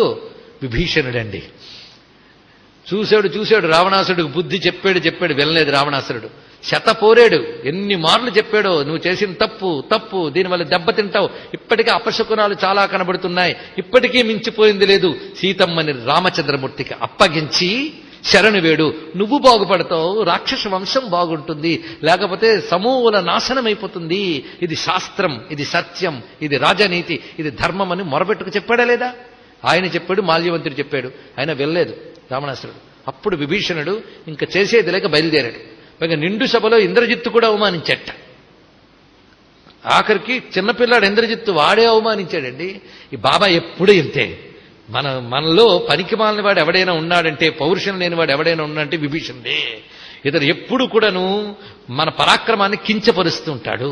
అంటే వెంటనే రావణాసుడు అంటాడు, జ్ఞాతులంతేనైనా ఏం చేస్తాం, మన పక్కన ఉండి మనకు వెన్నుపోటు పొడుస్తూ ఉంటారన్నట్టండి. పోనీ తప్పురా బాబాయిని అలా అనకూడదు అనొచ్చు కదా. నిండు సభలో వాడు అలా అవమానిస్తుంటే రావణాసురుడు అన్న మాట ఏమిటి? మళ్ళీ సమర్థన. ఆఖరికి చూసి, అన్నా నేను నీ దగ్గర నుంచి వెళ్ళిపోతున్నాను, రామచంద్రమూర్తిని శరణు వేడతాను. దాపరికేం లేదు, ఉన్నమాట చెప్పాడు ఆయన. ఎందుకంటే చెప్తున్నాడు, ఒక ఇంట్లో మనం ఉంటాం, అది తగలబడ్డం ప్రారంభించింది. అప్పుడు దాన్ని ఆర్పడానికి ప్రయత్నం చేస్తూ ఇంకా ఈ నిప్పు మనం ఆర్పలేము అని తెలిసాక ఆ కొంప నుంచి మనం బయటకు వచ్చేస్తాం, కానీ తగలబడుతున్న కొంపలోనే కూర్చోం కదా. నేను చేస్తున్న పని అదే అన్నాడండి. అంత గొప్పగా చెప్పాడు. ఇక్కడ తగలబడిపోతుంది కొంప, నాశనానికి సిద్ధంగా ఉంది, అందుకు నేను వెళ్ళొస్తానని వచ్చాడు. వచ్చినవాడు తనతో పాటు సత్పురుషులైన నలుగురిని తీసుకుని గగనమండలంలోంచి, అప్పటికింకా యుద్ధం ప్రారంభం కాలేదు, సేతుబంధనం కూడా కాలేదు, ఎలా సేతువు నిర్మాణం చేయాలన్న ఆలోచన జరుగుతోంది. అందరూ సముద్రానికి ఈవల తీరంలో ఉన్నారు, రామచంద్రమూర్తి, సుగ్రీవుడు, హనుమంతుడు అందరూ. ఆ సమయంలో నేను రామచంద్రమూర్తిని శరణు వేడుతున్నాను, శరణాగతికి వచ్చానన్నాడు. అప్పుడు రాముడు సమావేశం ఏర్పాటు చేశాడు అందరితో. ఏమిటి శరణు వేడుతున్నాడు, అభయం ఇమ్మంటారా అని అడిగాడండి. ఇక్కడ సుమతికి సంగి సరిగ్గా మీకు కనబడుతుంది. ఎందుకు దీనికి సందర్భమే తీసుకుంటున్నాం కానీ సందర్భం లేని చెప్పట్లేదు. ఇక్కడ అభయం ఇమ్మంటారా అని అడిగాడు. అందరూ కూడా ఇవ్వద్దు అని చెప్పిన వారే, మొత్తం అందరూ, సుగ్రీవుడు, అంగదుడు అందరూ చెప్తారు ఇవ్వద్దు. జాంబవంతుడు అందరూ కూడా ఇవ్వద్దు. ఎందుకంటే శత్రు సోదరుడు యుద్ధానికి ముందు వచ్చాడు కనుక మనం తొందరపడి తెచ్చుకున్నామా, ఏ వ్యూహంతో ఆ శత్రువు పంపాడో మనకు తెలియదు. మన దగ్గరే ఉంటూ మన రహస్యాలన్నీ చేరవేయవచ్చు, మనకు దెబ్బతీయవచ్చు. అందుకు తెలివైన రాజనీతిజ్ఞుని ఎవ్వడూ కూడా శత్రు సోదరుణ్ణి శరణు వేడితే అభయమివ్వడు, ఇవ్వద్దు అని చెప్పారండి. రామచంద్రమూర్తి ఆయన నిర్ణయానికి ఉంది, చేతకా కాదు కనుక రాజనీతిలో తనతో వచ్చిన పెద్దవాళ్ళని అడగాలి కనుక అడిగాడు. అడిగిన తర్వాత స్వామివారిని అడిగాడు హనుమంతుడు, నువ్వేమంటావని. అడిగితే కానీ చెప్పలేదండి. ఎంత వినయం చూడండి. ఎందుకంటే రాజు సుగ్రీవుడు, జాంబవంతుడు వీళ్ళందరూ సీనియర్ మోస్ట్లు, యువరాజు అంగదుడు, నేను కలగజేసుకోవడం ఏంటి? అందరూ ఎంత మన్నన చేసినా తన మర్యాదలో తాను ఉండేవాడే మహాత్ముడు. ఇది చూడండి ఇక్కడ. అందుకు ఆంజనేయ స్వామి అలాగే ఉన్నట్టు మౌనంగా. చెప్పవయ్యా అంటే హనుమంతుడు మాట్లాడుతున్నాడు. ఇది సుమతికే సంగి అనడానికి మరొక ఉదాహరణ. ఎలా మాట్లాడుతున్నా అంటే వాల్మీకి హనుమంతుడు అని రాసేటప్పుడు కూడా ఒళ్ళు పులకించిపోతుందండి.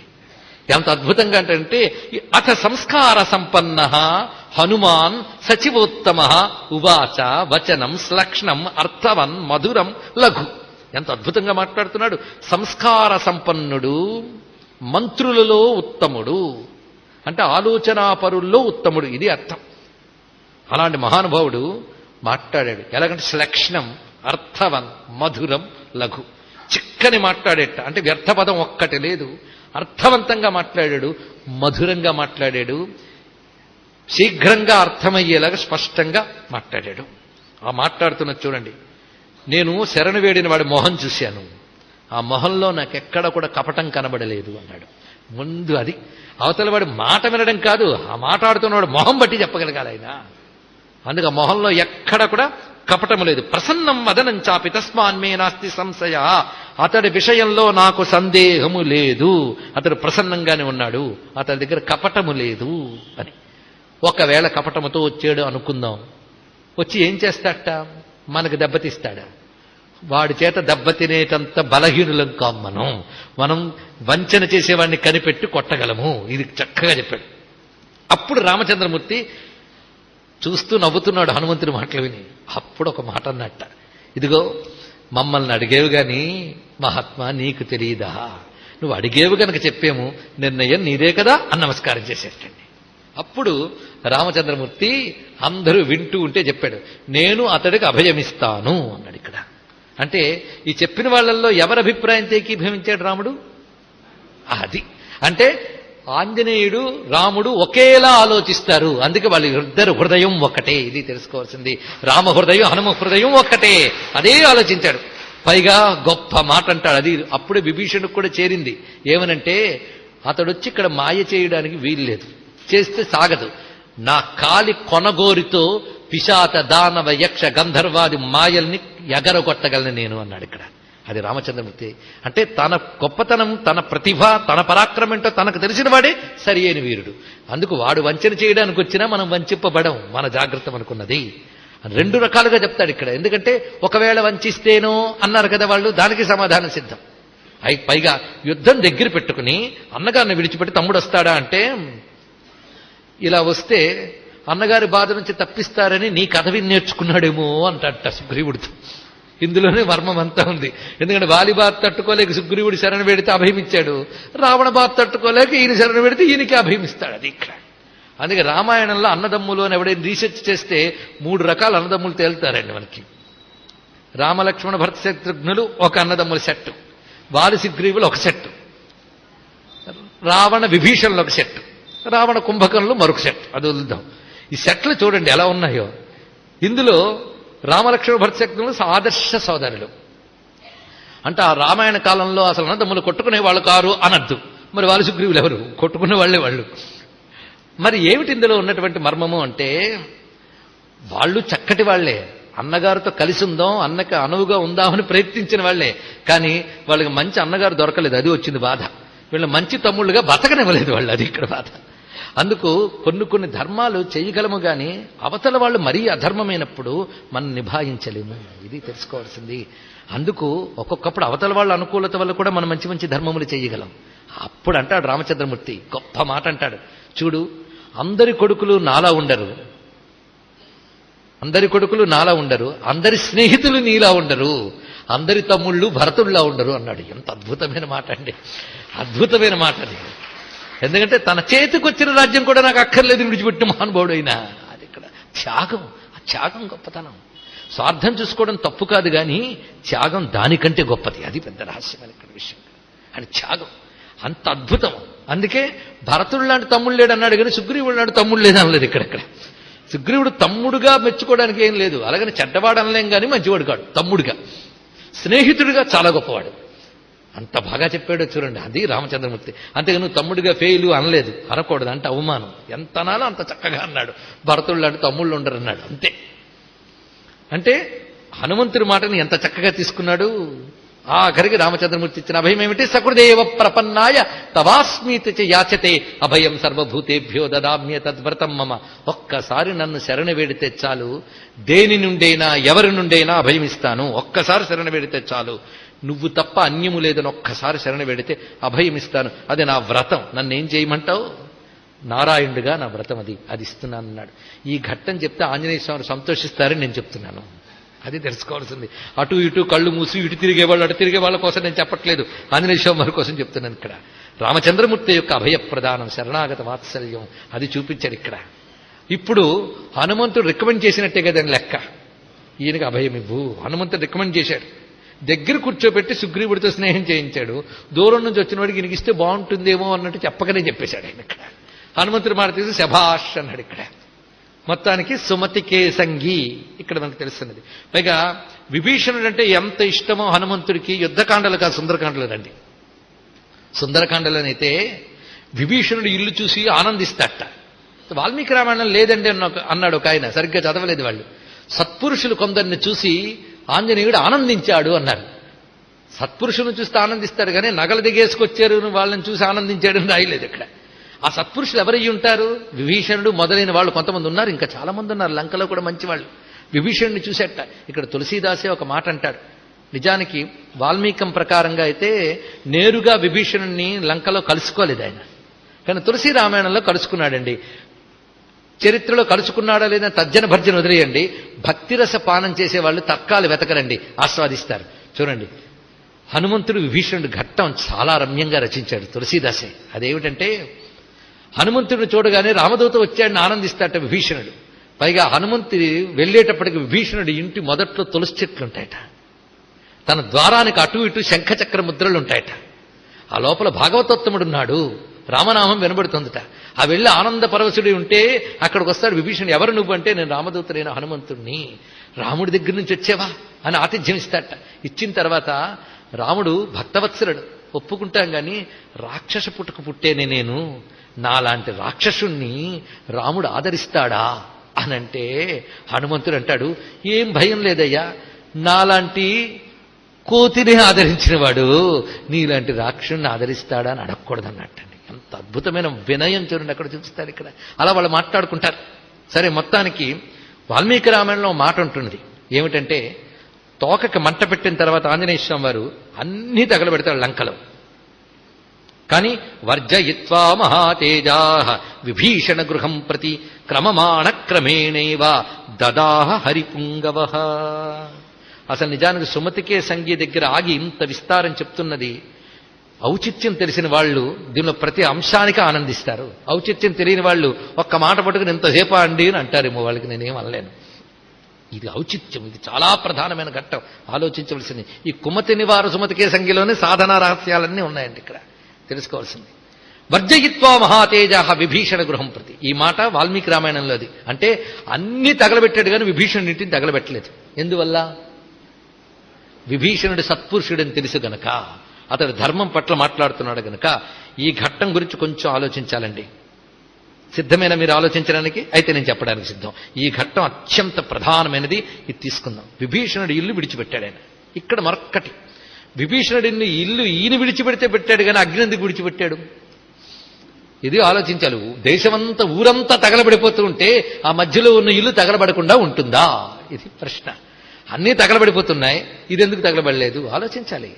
అంటే ఆయనే కాదు, అగ్ని కూడా తగలబెట్టలేదుట. ఇది తెలుసుకోవాల్సింది. దీన్ని బట్టి మనం గ్రహించవలసింది ఏమిటి అంటే, అసలు లంకంతా ఎందుకు తగలడింది? అది మళ్ళీ ప్రశ్న. లంకంతా ఎందుకు తగలడిందంటే, రావణాసురుడు చేసిన పనిని ఖండించకుండా ఆయన చేసింది శభాష్ శభాష్ అని భజన కోసింది కనుక లంకంతా తగలడింది. ఇది తెలుసుకోండి ఇక్కడ. అందుకే ఒక అధర్మం కనబడినప్పుడు మనం దాన్ని ఆమోదించి బాగుంది అంటే వాడితో పాటు ఆమోదించిన వాడు కూడా ఫలితం అనుభవించక తప్పదు. ఇది తెలుసుకోవాల్సిన ప్రధానమైన రహస్యం. అందుకే ఎవడో ఒకడు అధర్మం చేస్తుంటే నాకేం పోయిందిలేండి అనుకోవద్దు, వాడితో పాటు మనకైపోతుంది. ఇది తెలుసుకోండి. కనీసం ఏమి చేతనైనా చేతనవ్వకపోయినా ఒక్కడి చేతనైతే చాలు. ఇది అధర్మము అని అనగలగడమైనా చేతనవ్వాలి. అది కూడా మనకు చేత కాదే, అధర్మానికి వత్తాసు పలుకుతామే, ప్రమాదమైపోతాం. అందుకు నా ధర్మాన్ని అవతల వాడు దెబ్బతీస్తున్నప్పుడు నేను ఉద్యమం చేయలేను, కేసులు వేయలేను, కనీసం అది తప్పు అని అనగలగాలి. నాకెందుకు బాబు అనుకుంటే వాడితో పడి దెబ్బతినేస్తుంది, గుర్తుపెట్టుకోండి. అందుకు మొత్తం రావణాసుడికి వత్తాసు పలుకుతుంటే ఒక్క విభీషణుడు మాత్రమే ఇది తప్పు, అధర్మం, ఇది కూడదు అని అంటూ ఉన్నాడు. మనం ధర్మాన్ని అంటిపెట్టుకుంటే లోకం గమనించకపోవచ్చు కానీ పంచభూతాలు గమనిస్తాయి. తెలుసుకోండి. మన చుట్టూ ఉన్న పంచభూతాలు మనం పాటిస్తున్న ధర్మాన్ని, మన సత్యాన్ని చూసి చాలా సంతోషిస్తూ ఉంటాయి. అవసరం వచ్చినప్పుడు అవి మనల్ని ఆదుకుంటాయి. ఉప్పెనులు ఉత్పాతాలు అధర్మ ఫలితంగా వస్తాయి. కానీ అంత అధర్మ ఫలితంగా వచ్చి ఊరిని ముంచేస్తున్నా అందులో ఎవడైనా ఒక్క సత్పురుషుడు ఉన్నాడనుకోండి, వాడిని కాపాడి మొత్తాన్ని కూడా దెబ్బతీయగలదు. పంచభూతాలు జడ పదార్థాలు కావు, చైతన్య పదార్థాలు. అవి గమనించుతాయి, రక్షిస్తాయి. అందుకే ధర్మపక్షాన్ని నిలబడ్డటువంటి విభీషణ్ణి మాత్రమే కాపాడి అధర్మపక్షాన్నంతని తగలబెట్టింది అగ్ని. ఇది తెలుసుకోవాల్సింది. దీన్ని బట్టి ధర్మం వైపు ఉంటే ఎంత మంచిదో. నిజంగా కాపాడతాడా? కాపాడతాడు. ప్రారబ్ధవశాత్తు అందరితో పాటు తగలబడిపోయే యోగం మనకు ఉన్నప్పటికీ ఒక ధర్మాన్ని అంటిపెట్టుకుంటే ఆ ప్రారబ్ధాన్ని కూడా పోగొట్టి కాపాడతాడు. కొద్ది కాలం క్రితం ఏకరసానందజీ అనేటువంటి మహాస్వామి, ఒక యోగీశ్వరుడు, కొన్ని దశాబ్దాల క్రితం ఉత్తరాది సన్యాసి, ఆయన చెప్పినటువంటి ఒక ఘట్టం ఉన్నదండి. సందర్భం వచ్చింది కనుక చెప్తున్నాను. ఆయన మహావిష్ణు భక్తుడు. బాల్యం నుంచి నిరంతరం విష్ణు సహస్ర పారాయణ చేసేవాట చిన్నప్పటి నుంచి. ఆయనకు వయస్సు వచ్చేటప్పటికల్లా రాత్రిపూట ఒక మహాపురుషుడు కల్లో కనబడ్డట. ఎవరా ఇతను అని చూసేట. మహా తేజస్సుతున్నాడు. ఎవరు బాబు నువ్వంటే, రోజు విష్ణు సహస్రం చదువుతావు కదా, ఆ విష్ణువు నేను అన్నట్టండి ఇక్కడ. ఇదేమిటి స్వామి మీరు కనబడ్డారు అంటే, రేపు పొద్దున ఫలానా సమయంలో నీ ఊరంతా తగలబడిపోతుంది. నువ్వు మాత్రం వెంటనే, నువ్వు తలుపు తెరిచిన వెంటనే ఒక బండి ఒకటి ఉంటుంది, ఆ బండిలో ఊరు దాటిపో. నువ్వు దాటిన కొత్తసేపటి ఊరు తగలబడిపోతుంది అన్నాడు. సరే పొద్దున్న లేచెట్టిన లేచి కళా నిజమా అని అనుకున్నాడు. తలుపు తీసిన బండి ఉంది, ఇదేదో నిజమయ్యేటట్టే ఉంది అనుకుని ఊరిలో పెద్దలందరినీ పిలిచి మరొక 2 గంటల్లో ఊరు తగలబడిపోతుంది అన్నట్ట. నీకు ఎలా తెలుసంటే కళ వచ్చింది నాకనే, నీ పిచ్చి కళకి మేమందరం భయపడాలా అన్నట్టు. వాళ్ళందరూ కూడా వీడిని తీసి పారేశారండి. అప్పుడు అర్థమైంది, ఎవరికి చెప్పకుండా నువ్వు ఒక్కడిగా వెళ్ళేందుకు భగవంతుడు చెప్పాడు. అందరికీ కల్లో కనబడచ్చుగా, ఈయనకెందుకు కనబడ్డాడు? ఆయన చెప్పింది జాగ్రత్తగా వినాలండి. విష్ణువు చెప్పింది. వీడు పెద్ద తెలివైన వాళ్ళకు ఊరును ఉద్ధరిద్దామని బయలుదేరాడు. వెంటనే ఊరిలో వాళ్ళు ఎప్పుడైతే వినలేదో, సరే నేను విష్ణువు మాట వింటానని తన కళని తాను నమ్మి ఆ బండి ఎక్కి వెళ్ళట. సరిగ్గా ఇతడు ఊరు దాటాడు, ఊరంతా దగ్ధమైపోయిందాడు. ఒక్కసారి దూరం నుంచి చూశాడు, ఇది ఆశ్చర్యపోయాడు. అప్పుడు అర్థమైంది, ఊరితో పాటు సమూహంగా తగలబడిపోయే పాపం ఏదో నేను గజ్జన్మల్లో చేశాను. నేను కూడా తగలబడిపోయేవాణ్ణే. కానీ ఎన్నాళ్ళు చదివిన విష్ణు శాస్త్రం నాకు ఆ పాపం పోగొట్టి నన్ను బయటపెట్టింది అన్నాడు. మరి వాళ్ళందరూ ఏమయ్యారు? వాళ్ళకి ఆ విష్ణు శాస్త్ర పుణ్యం లేదు కనుక తగలడ్డారు. ఇది తెలిస్తే విభీషణుడి ఇల్లు ఎందుకు తగలబడలేదో అర్థమవుతుంది. ఇప్పుడు సరిగ్గా అదే ఘట్టం. ఆ రాముణ్ణి, విష్ణువుని నమ్ముకున్న వాడికి ఇదండి ఉన్నటువంటి రక్షణ. అందుకే శాస్త్రం చెప్తోంది గొప్ప మాట, వనే రణే శత్రు జలాగ్ని మధ్యే మహార్ణవే పర్వతమస్తకేవా సుప్త ప్రసుప్త విషమస్థితం వా రక్షంతి పుణ్యాని పురాకృతాని.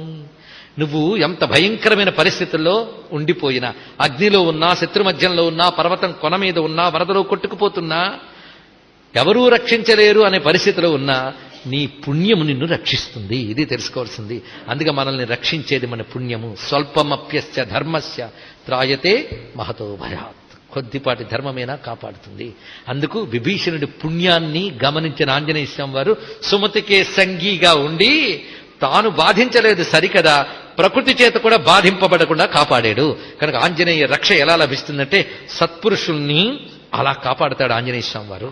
అది కుమతి నివార్ సుమతికే సంగి. చూసారా, ఇప్పుడు ఎంత రామాయణం చెప్పుకున్నామండి మనం. హనుమాన్ చాలీసా ఎంత అయింది లెక్క పెట్టద్దు, రామాయణం ఎంత అయిందో లెక్క పెట్టండి మీరు. ఇక్కడది చూస్తే ఎంత సుందరకాండ, ఎంత యుద్ధకాండ, ఎంత కిష్కింధకాండ మొత్తం కూడా చెప్పుకుంటున్నాం. ఇంకా వెంటనే కౌంటింగ్ చేసుకుని 3 రోజులకు 3 చౌపాయిలు అయితే మిగిలిన 9 రోజుల్లో ఎన్ని చౌపాయిలు చెప్పగలడినా అని మాత్రం లెక్క కట్టదు. మీకు మాట ఇస్తున్న 40 చౌపాయిలు పూర్తి చేయింది భీమవరం నుంచి కదలు. అది ఎలా పూర్తవుతుందో మీరే చూద్దరు. కానీ అవసరమైనది విడిచిపెట్టను, అనవసరమైనది చెప్పాను అని నా మీద అహంతో నేను చెప్పట్లేదండి. ఆంజనేయ స్వామి వారు అలా చెప్పిస్తారు ధైర్యం అని ధైర్యంతో చెప్తున్నాను. నేను అనే మాట నేను చెప్పలేను, ఆంజనేయ స్వామి వారే చెప్పిస్తున్నారంటే ధైర్యంతో. ఇంతవరకు ఆయన సుమతికే సంగి అయ్యింది. ఇప్పుడు తర్వాత అద్భుతమైన విషయంలోకి మనం ప్రవేశిస్తున్నాం. మొత్తానికి ఆంజనేయ స్వామి వారు ఎవరిని రక్షిస్తారంటే తులసీదాస్ చెప్తున్న మాట, సదా రామ నామహి జపై కరే రాముకో ధ్యాన్ తినకి రక్షా కరతనిత గదాధరే హనుమాన్. ఇది ఇక్కడ తెలుసుకోవాల్సింది. అంటే మొత్తానికి సద్బుద్ధి అంటే చాలా మంది చెప్తారు సత్యము, శౌచము ఇవన్నీ సద్బుద్ధిలే కాదన్న గాని అన్నిటికీ మించి అన్ని సుగుణాలకు ఒక అలంకారమైన సుగుణం ఉందండి. అదేమిటో తెలుసా, కొందరు పెద్ద అంటారు ఒళ్ళంతా నగలు వేసుకున్న 5వ తనం అందం అని అంటారే, అలాగే ఎన్ని ధర్మాలున్నా 5వ తనం లాంటి ఒక ధర్మం ఉందండి. ఆ ధర్మం ఉంటేనే ఇన్ని ధర్మాలకి విలువ, ఆ ధర్మం లేకపోతే ఏ ధర్మానికి విలువ లేవు. ధర్మాలన్నీ సున్నాలు, దానికి కలవలసిన అంకె ఒక్కటి ఉంది ముందు పెట్టుకోవాల్సింది, అది రామభక్తి. ఇది చెప్తున్నాడు ఇక్కడ. రామభక్తి అనే అంకె తర్వాత ఈ సున్నాల ధర్మాలు పెట్టుకుంటే వాల్యూ పెరిగిపోతుంటుంది మీ ఇష్టం ఇక్కడ. అందుకు భక్తి లేనప్పుడు ధర్మములన్నీ వృధా, భక్తి ఉన్నవాడి ధర్మములే సార్థకము. ఇది తెలుసుకోవాల్సింది. భక్తి అన్నిటికీ పెద్ద ఆభరణం. అయ్యా ధర్మాలు లేకపోతే భక్తి ఉంటే సరిపోతుందా? నిజంగా భక్తి అయితే సరిపోతుంది. ఎందుకంటే భక్తి అనేది మొదలవగానే ధర్మాచరణకి తెలియకుండానే మొదలవుతుంది. ఇది కూడా తెలుసుకోవాల్సింది ఇక్కడ. ఒక్కసారి రాముడిపై భక్తి ఉంటే రాముడు నీచే తప్పు చేయించడు. ఇది తెలుసుకోండి, ఇక్కడ కాపాడుకుంటాడు. ఎందుకంటే కుమతి నివారు సుమతికే సంగి. ఇది ఇక్కడ. అందుకే రామభక్తుల్ని కాపాడమే సుమతికే సంగి అనే మాటలో ఇది మహాసూత్రం అనిపించి మనసుకు కలిగినటువంటి స్వామి కలిగించిన తాదాత్మ్య భావన ఇంత విస్తారంగా హనుమద్వైభవాన్ని రామవైభవాన్ని రెండింటితో పాటు ధర్మవైభవాన్ని మనకు అందించింది. ఆ తర్వాత చౌపాయి 4. ఇక్కడి నుంచి 2 కూడాను హనుమ ధ్యానం అండి. ఇంతవరకు ఆయన తత్వం చెప్పేశాడు మొత్తం కూడా, సాధన కూడా చెప్పాడు. సాధన ఒకటే, కుమతి నివార సుమతి, చెడు బుద్ధులు తగ్గించుకునే ప్రయత్నం చేయి, మంచి బుద్ధులు పెంచుకునే ప్రయత్నం చేయి, స్వామి అనుగ్రహిస్తాడు. అంతే అయిపోయింది. అంటే హనుమ తత్వము సాధన. ఇప్పుడు హనుమద్ రూపం మరి ధ్యానించాలి కదా. హనుమంతుడు హనుమాన్ చాలీసా హనుమంతుడు ఎలా కనబడ్డాడు తులసీదాస్కు ఇప్పుడు చూద్దాం. కంచన భరణ బిరాజ సుభేష కానన్న కుండలు కుంచిత కేశ హాథ వజ్ర ఔధ్వజా బిరాజై కాంధే మూంజ జనే ఉసాజై. ఈ 2 చౌపాయిలు కలిపి ఆంజనేయుని రూపవర్ణన ఇస్తున్నది. ఇక్కడ ఈయనకు కనబడ్డ ఆంజనేయుడు. పైగా హనుమన్మూర్తులు ఎన్ని రకాలున్నాయో తెలుసా? హనుమన్మూర్తులు బహు రకాలు. మనం గద పట్టుకుని అభయమిచ్చే ఆంజనేయుడు కొందరు చూస్తారు. 2 చేతులు దోయిలించి నిల్చున్న ఆంజనేయుడు కనబడతాడు, ఆయన దాసాంజనేయుడు. ఈయన గద పట్టుకుని అభయాంజనేయుడు కనబడతాడు. ఇంకా పంచముఖాంజనేయుడు, 20 భుజాంజనేయుడు, యోగాంజనేయుడు. ఈయన ఒక మూర్తి. మీకు వినే ఓపిక శ్రద్ధ ఉంటే ఎన్ని రకాల మూర్తులున్నాయి, ఆ మూర్తి ఎలా ఉంటాడు వర్ణించుకోవచ్చు సమయం దొరికితే. ఆ వర్ణనే ఒక ధ్యానం చేసుకుంటే ఆ యోగాంజనేయ మూర్తి ఒకటి ఉంది, 20 భుజాంజనేయుడున్నాడు, పంచముఖాంజనేయుడున్నాడు, రకరకాలు. ఏ మూర్తిని ధ్యానిస్తే ఏ ప్రయోజనము ఉన్నది. అది చిత్రం అండి. ఒక్కొక్క దానికి కొన్ని రోగాలు పోవడానికి కొన్ని మూర్తులు. అలాగే సంజీవ పర్వతం పట్టుకుని ఉంటూ గద పట్టుకుని ఉన్న మూర్తి కూడా ఉన్నాడు. ఎన్ని రకరకాల మంత్రమూర్తులు, అన్ని రూపాలని మనం ఒక్కొక్కటి చూసుకోవాలి. కానీ ఇక్కడ ఈయన కనబడ్డ స్వామి ఎలా ఉన్నాడు, ముందు శరీరపు వర్ణం చెప్తున్నాడు. కంచన భరన్, భరన్ అంటే వర్ణం, రంగు. అది కాంచనం. ఇదే కంచనన్న కాంచన్ అంటే బంగారు రంగు శరీరము. స్వామి బంగారు కొండండి. బంగారు కొండ అని అంటాం కదండి, నిజంగా బంగారు కొండ. కొండలాంటి శరీరం బంగారంలో నిగనగలాడిపోతుందిట. అదే అంటారు ఉద్యదాదిత్య సంకాసం ఉదార భుజ విక్రమం కందర్ప కోటి లావణ్యం. హనుమంతుడు ఎంత అందగాడో మంత్రశాస్త్రం చెప్తుంది, మీరు ఒప్పుకుంటారా? కందప్ప కోటి లావణ్యం, కోట్ల కొలది మన్మధులు కూడా ఆంజనేయుడి ముందు నిలబడలేట, అంత అందగాటండి. ఏమిటా అందం ఉపాసకుడికి తెలుస్తుంది, అంతే, అంత అందగాడు. పైగా ఉద్యదాదిత్య సంకాసం, ఉదయిస్తున్న సూర్యుల్లా మెరిసిపోతున్నట్ట. ఉదార భుజ విక్రమం, మంచి బలమైన భుజాలతో ఉన్నాడు. కందర్పకోటి లావణ్యం, సర్వ విద్యా విశారదం, శ్రీరామ హృదయానందం, భక్తకల్ప మహీరగం, అభయం వరదం. ఈ రెండు చేతులతో, ఒక చేత అభయం, ఇంకో చేత్తో వరద ముద్ర పట్టుకున్నటువంటి అభయం వరదం దౌర్భ్యాంకలయే మారుతాత్మజం మాం పశ్య పశ్య హనుమాన్ నిజదృష్టిపాతై మాం రక్ష రక్ష పరితో విపుదుఃఖపుంజా. స్వామి నన్ను చూడవయ్యా, రక్షించవయ్యా, ఆ బంగారు కాంతితో విరిసిపోతున్న స్వామి అంటే కంచనబరణ, అద్భుతమైనటువంటి కాంచనవర్ణ దేహంతో ఉన్నాడు. ఆంజనేయమతి పాటలాననం కాంచనాద్రి కమనీయ విగ్రహం పారిజాత తరుమూలవాసినం భావయామి పవమాననందనం. ఎప్పుడైనా చదివేటప్పుడు స్పృహతో చదవండి, అదొక్కటే. అక్కడ ఏమంటున్నాం ఒక్కసారి ధ్యానం చేసుకోండి. పారిజాత వృక్షమూలంలో ఉన్నట్ట, పైగా బంగారు రంగుతో ప్రకాశిస్తూ ఉన్నటువంటి వాడు, ఎర్రని ముఖం, ముఖం ఎరుపు, శరీరం బంగారు రంగు అండి. సాధారణంగా చూడండి, మంచి పసిమి రంగు కలిగిన శరీరాలు బుగ్గలు కాస్త ఎర్రగానే ఉంటాయి, మంచి రక్తపుష్టి ఉంటాయి. అలాగే ఎర్రని ముఖంట, దానితో ప్రకాశిస్తున్నాడు, బంగారు రంగు శరీరంతో ఉన్నాడు. అది ఆయన యొక్క స్వరూపం, అంత అందమైనటువంటి రూపంతో ఉన్నాడు. పైగా పారిజాత తరుమూల వాసనం. మొన్న ఎవరు వాళ్ళ ఇంటికి తీసుకెళ్లి ఒక చెట్టు కింద ఆంజనేయ స్వామిని పెట్టారు. ఏమిటమ్మా అంటే ఇది పారిజాతం చెట్టు అండి, ఆయన పారిజాతం చెట్టు కింద ఉంటాడు కనుక ఇక్కడ పెట్టానండి, కానీ ఈ మధ్య గొంగళ్ళు వచ్చేస్తున్నాయండి అంది ఆవిడ. చిన్న నవ్వు నవ్వుకోవాల్సి వచ్చింది. పారిజాతం అంటే ఈ పారిజాతం చెట్టు కాదుండోయ్, పారిజాతం అంటే కల్పవృక్షము, ఇది అర్థం ఇక్కడ. కల్పవృక్షపు జాతులు పారిజాతము, హరిచందనము, మందారము, సంతానము, కల్పకము అని కల్పవృక్షపు జాతులు ఇవి. కనుకనే పారిజాతం, మందారం భూమి మీద దొరకదది, అవి కల్పవృక్షాలవి. ఆ కల్పవృక్షపు నీడలో హనుమంతుడున్నాడని ధ్యానించాలి. ఎలాగో దొరకదు కనుక ధ్యానించండి. ఆ మాటకు హనుమంతుడు మాత్రం దొరుకుతాడా? ధ్యానించాల్సిందే. ఆ కల్పవృక్షం ఒకటి ఏదో, ఆ కల్పవృక్ష మూలంలో ఆయన బంగారు రంగుతో కూర్చున్నాడు, అలా ధ్యానించండి. అది తెలుసుకోవాల్సింది. కానీ పారిజాతం అంటే కల్పవృక్షం, మనం ఎలాగో చూడలేం కనుక ఈ చెట్టుగా పేరు పెట్టుకున్నాం అంతే. కనుక మీరు దీన్ని పారిజాతాన్ని పిలిస్తే తప్పేం లేదు, కానీ ఇదే పారిజాతం అనుకోవద్దు, అది చెప్పడం ఇక్కడ. కానీ కల్పవృక్ష మూలంలో ఉన్నాడని అర్థం. పారిజాత తరుమూల వాసనం. అలాగే మందార మూలంలో కృష్ణుడు ఉన్నట్టుగా ధ్యానించమని మాట ఉన్నది. మందారమూలే మదనాభిరామం. మందార మూలం అంటే మనం అనుకునే ఎర్ర పువ్వుల హైబిస్కస్ కాదు, అది మందారం అంటే కల్పవృక్షం. అది అయితే దీన్ని మీరు మందారం అనుకుంటే తప్పు లేదు, కానీ ఇది కల్పవృక్షం అంటే మాత్రం తప్పే, ఇది గుర్తుపెట్టుకో. మొత్తాన్ని కల్పవృక్ష మూలంలో ఉన్న ఆంజనేయ స్వామి వారు బంగారు రంగుతున్నాడు, అంత అందమైన స్వరూపాన్ని చెప్పుకున్నాం. అంతేకాదు సీతమ్మ అశోకవనం క్రింద చెట్టు కింద ఉంది కదా, శిశుపా వృక్షం క్రింద, అంతసేపు దుఃఖితురాలే, దుఃఖం తట్టుకోలేక ఇంకా తన జడతో తానే ఊరిపోసుకోబోతూ ఉంటే చెట్టు మీద నుంచి స్వామివారు కథ వినిపించారు, రామకథని. ఆ రామకథ ఎంత జాగ్రత్తగా వినిపించారంటే ఎక్కడో దూరం నుంచి వస్తున్నట్టుగా గొంతు మార్చేటండి. నేను హఠాత్తుగా కొమ్మ మీద వినిపిస్తే ఉలిక్కిపడి తల్లి చూస్తుంది పైకి, కానీ చాలా జాగ్రత్తగా ఆంజనేయ స్వామి వారు ఎక్కడో దూరం నుంచి వస్తూ చెట్టు మీద వాలినట్టుగా అన్నారట. ఎంత చక్కగా చూడండి. అప్పుడు కొంతసేపటికి తల్లి ఆ రామకథ విని అలవాటు పడి పైకి చూసింది ఆ చప్పుడు. అప్పుడు కనబడ్డట స్వామి. ఎలా ఉన్నాడో చూడండి, వర్ణిస్తున్నారు. సరిగ్గా కంచన భరణ బిరాజ సుబేశ కానన కుండల కుంచిత కేశ ఆథవజ్ర ధ్వజా విరాజే కాంథే ముంజ జనే ఉసాజై. అది ఇక్కడ తస్య శాఖాంతరే లీనం దృష్ట్వా చలిత మానస వేష్టితార్జున వస్త్రం తం విద్యుత్ సంఘాత పింగళం సా దదర్శ కపిం తత్ర ప్రసృతం ప్రియవాదినం ఫుల్లాశోకోత్కరాభాసం తప్తచామీక రక్షణం. సుందరకాండలో శ్లోకములివి. అక్కడ కొమ్మల నడుములో కూర్చున్నట్టు ఆయన. ఎలా ఉన్నట్టే వేష్టితార్జున వస్త్రంచా, అర్జున అంటే తెలుపునర్థం. ఆ తెల్లని వస్త్రం కట్టుకుని విద్యుత్ సంఘాత పింగళం, మెరుపు తీగల గుంపులాగున్నట్టండి. అంత అందమైన మాట అది. సంఘాతం అంటే సమూహం.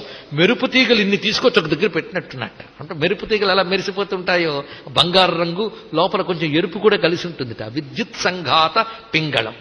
పైగా ఫుల్లాశోకోత్కరాభాసం. పైగా అశోక వృక్ష శిశుపా వృక్షములు కలిసి ఉన్నాయి. అశోక వృక్షం మధ్యలో ఉన్నాడు కదా ఆయన.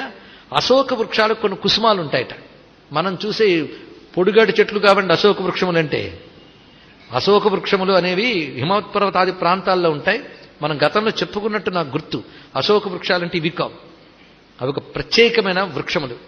వాటిని కాళిదాసు కూడా వర్ణించాడు. ఆ వర్ణన విని రవీంద్రనాథ్ ఠాగూర్ పర్వత ప్రాంతాల నుంచి సేకరించి కలకత్తాలో శాంతినికేతన్లో ఆయన అశోక వృక్షములు వేశాడు. ఆయన ఆ అశోక వృక్షం చాలా అందంగా ఉంటుంది. వాటి కుసుమాలు కూడా ఉంటాయి. ఇలాంటి కుసుమాలు మీరు అనుకున్న అశోక చెట్టుకు లేవు. ఆ కుసుమాలు పసుపు ఎరుపు రంగుతూ ఉంటాయటండి. ఈయన కూర్చున్నది అశోక వృక్షం పైన కదా. స్వామి ఎలా ఉన్నాడంటే అశోక కుసుమాల గుంపులా ఉన్నట్టు ఈయన. పెద్ద ముట్టుగలేడు, చిన్నపిల్లాళ్ళ కూర్చున్నాడు గనక పూల గుత్తులా ఉన్నాడు. పుల్లాశోకోత్కరాభాసం అది వర్ణించాడు వాల్మీకి. అంటే అంత మెత్తదనం కనబడుతోంది ఆయనకి. అంతకున్న మెత్తని వాళ్ళు కూర్చున్నాడు. ఆ మెత్తని పువ్వు ఎంత మెత్తగా ఉంటుందో అంత మెత్తని కాంతితో కనబడుతున్నాడు. పైగా తప్త చామీక లక్షణం, కరగబెడుతున్న బంగారం లాంటి కళ్ళుట, అంత తేజోమయంగా ఉన్నాయి నేత్రములు. అలా చూస్తున్నాడు.